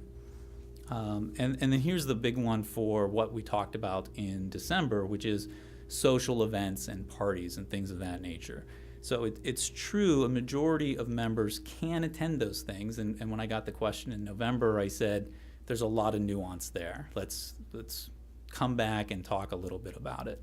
And the nuance is, yes, you can attend parties when it's put on by somebody else. So this group creating a party, a social event where people can come in and share information, it becomes problematic because if it's a majority of the members, no conversations could cover anything that falls within the jurisdiction of the authority.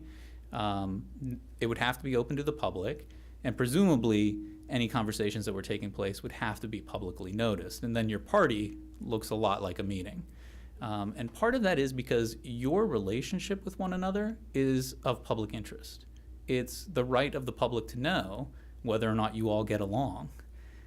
So things like that are dangerous from a Brown Act violation standpoint. It could be possible, but it's not advisable. And of course, you have to be very aware of that serial meeting possibility. The other exception, I'll go back, just don't lose you on the next slide. The other exception is the closed session exception, and that's a very specific exception that we're unlikely to take advantage of here. There are certain circumstances when you can go into closed session. Most of my work here, if I'm going to talk about it in a public setting, is likely to be, or in a non-public setting, is likely to be in closed session as opposed to here at the dais. But it's unlikely that we'll go there with this body. The role of staff, I put this in because some conversations and comments came up in the August training about scheduling and things like that. The Brown Act actually provides that you can contact staff for scheduling purposes. That's not a Brown Act violation. You do have to be weary of email, and I'll talk about that in a second. The other thing is staff can come to each of you individually and provide information and answer questions. But again, you have to be weary of that serial meeting potential. The best practice is that it's a one-way flow of information. Staff is answering your questions, staff is providing you information. You're not engaging staff in questions about where other people may be, what their concerns may be on a particular issue, because that dialogue is to happen here with the public present and able to participate. We've talked about this. I had it originally at the end. I thought it was important to put it at the beginning, so we've touched on this. And the one thing I want to note is, while it's very easy to say it's daisy chain is A to B, B to C, C to D, it doesn't have to be that rigid. Of course, it can be someone has talked to 3 or 4 people and then brings in 2 more people in separate conversations. So it could be a hybrid between these 2 things. And I just want to note that for you all. Talking about email, reply all is one of those things. Like you've got to be careful with the potential of reply all. I think Bren does a good job of trying to use carbon copy so that people can't reply all. But what I want to talk about a little bit is beyond email, just what social media has done to the Brown Act. It's made it a very dangerous area for you all to be able to participate in conversations, whether it's on Facebook, or Twitter or Instagram. These things can all create a potential Brown Act violation. The Supreme Court has said that a like on Facebook is speech. So if someone posts a comment on Facebook and someone else likes it, and someone else comments again, at some point you may be having a discussion that would be in violation of the Brown Act. Again, it's 6 members, not 3, so examples are sometimes long-winded to come up with, but it's a potential. The same thing about Instagram. Photos are speech, obviously. So a photo, a like of that photo, comments on that photo could create dialogue. And it's an interesting thing for me. Twitter is another one that tweeting, retweeting, liking a tweet, I don't actually know how Twitter works. We'd have to bring in like a 14-year-old to really explain it to us, or at least me. But it's dangerous. And it's interesting because it gets back to this question of transparency and meaningful participation. I think a really good argument can be made that Facebook and Twitter are super transparent. It's immediately engaging the public in conversations that might be very important to the public and to the business of this council. But is it really meaningful? Is that the place that you really have meaningful debate and conversation?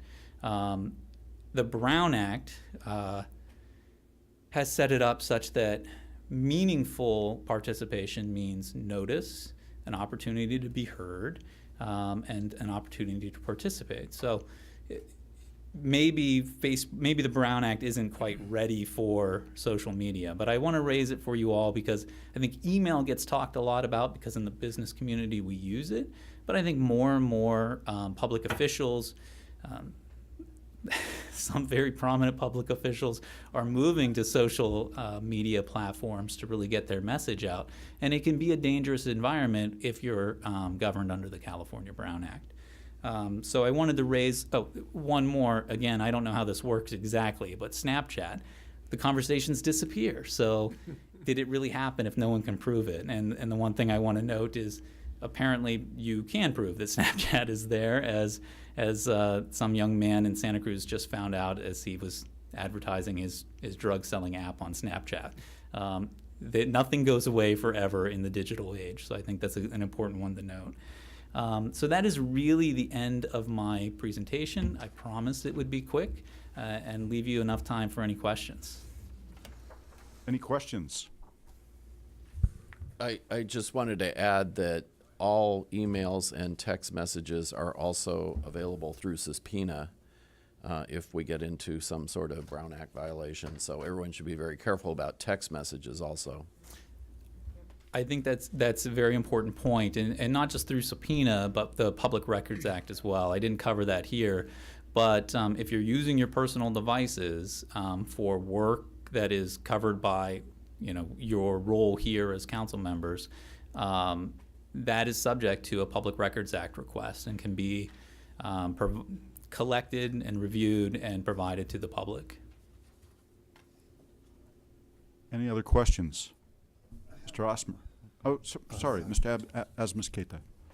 So if we are 5 members here and we're discussing anything on the community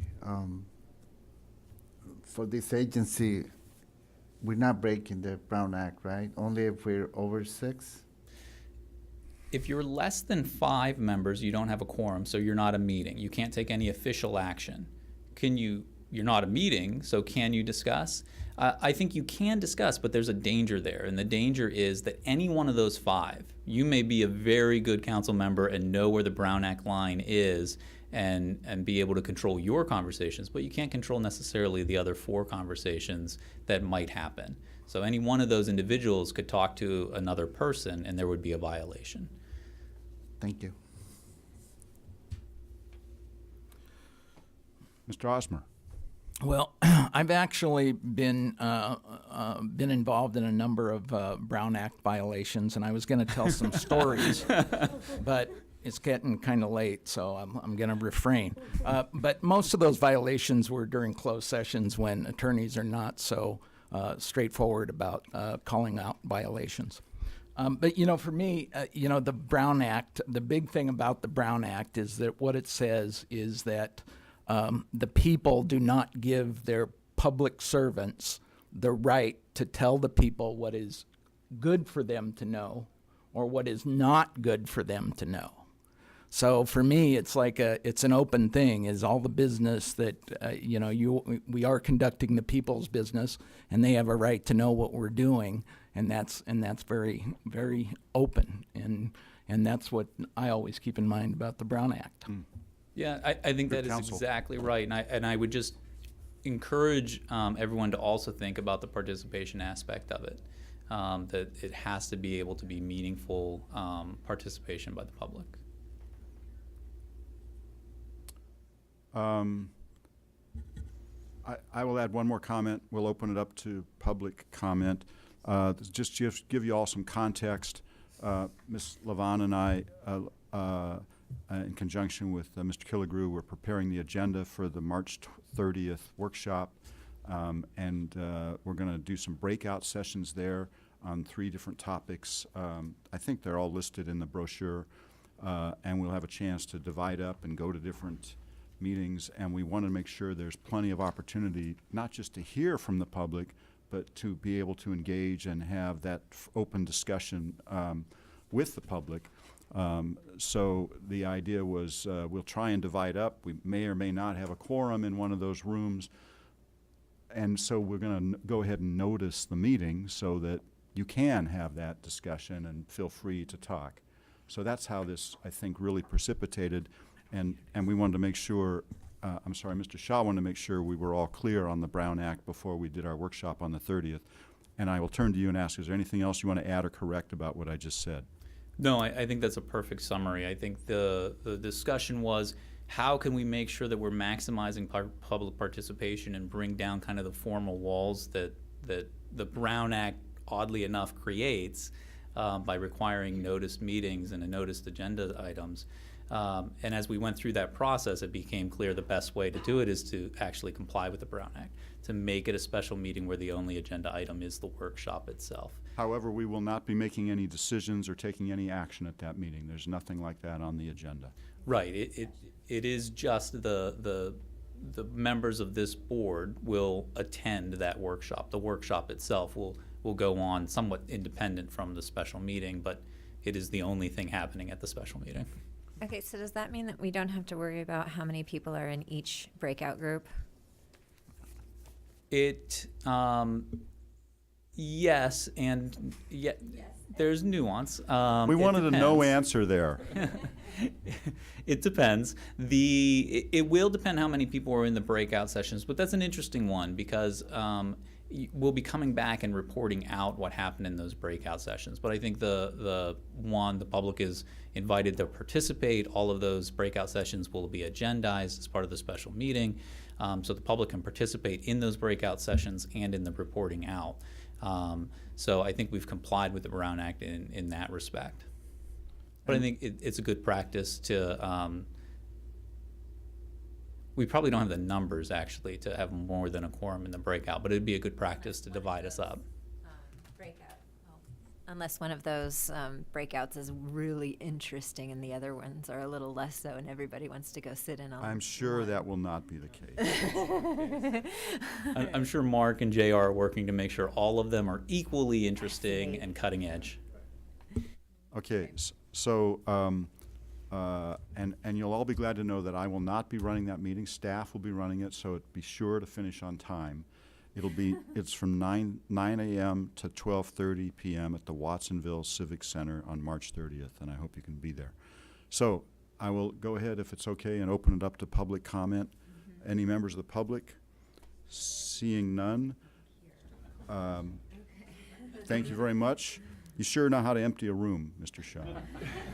I think it's very wise to put this at the end, this particular topic, so that the public didn't have to endure it again.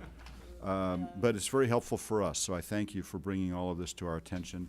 I think we are on item 10, CAC member reports and comments. This is information only. If anyone has something else they'd like to report out to this committee. I just wanted to share, I was able to convene a meeting with the San Bernardino County head building official and a representative from Hollister and San Juan Bautista, along with Ed Pike. And I recommend trying to do that. Ed's been trying to meet with all these guys, and it really helped to get a call, and the fact that I was on the council helped in getting my foot in the door with the CAO of the county and then with the And county. the topic was? The topic was the building code issues that Right. Ed Pike of Energy Solutions brought to us, and all three of those jurisdictions are very receptive, and I think they'll follow through on that. So you're encouraging us to help in the same way?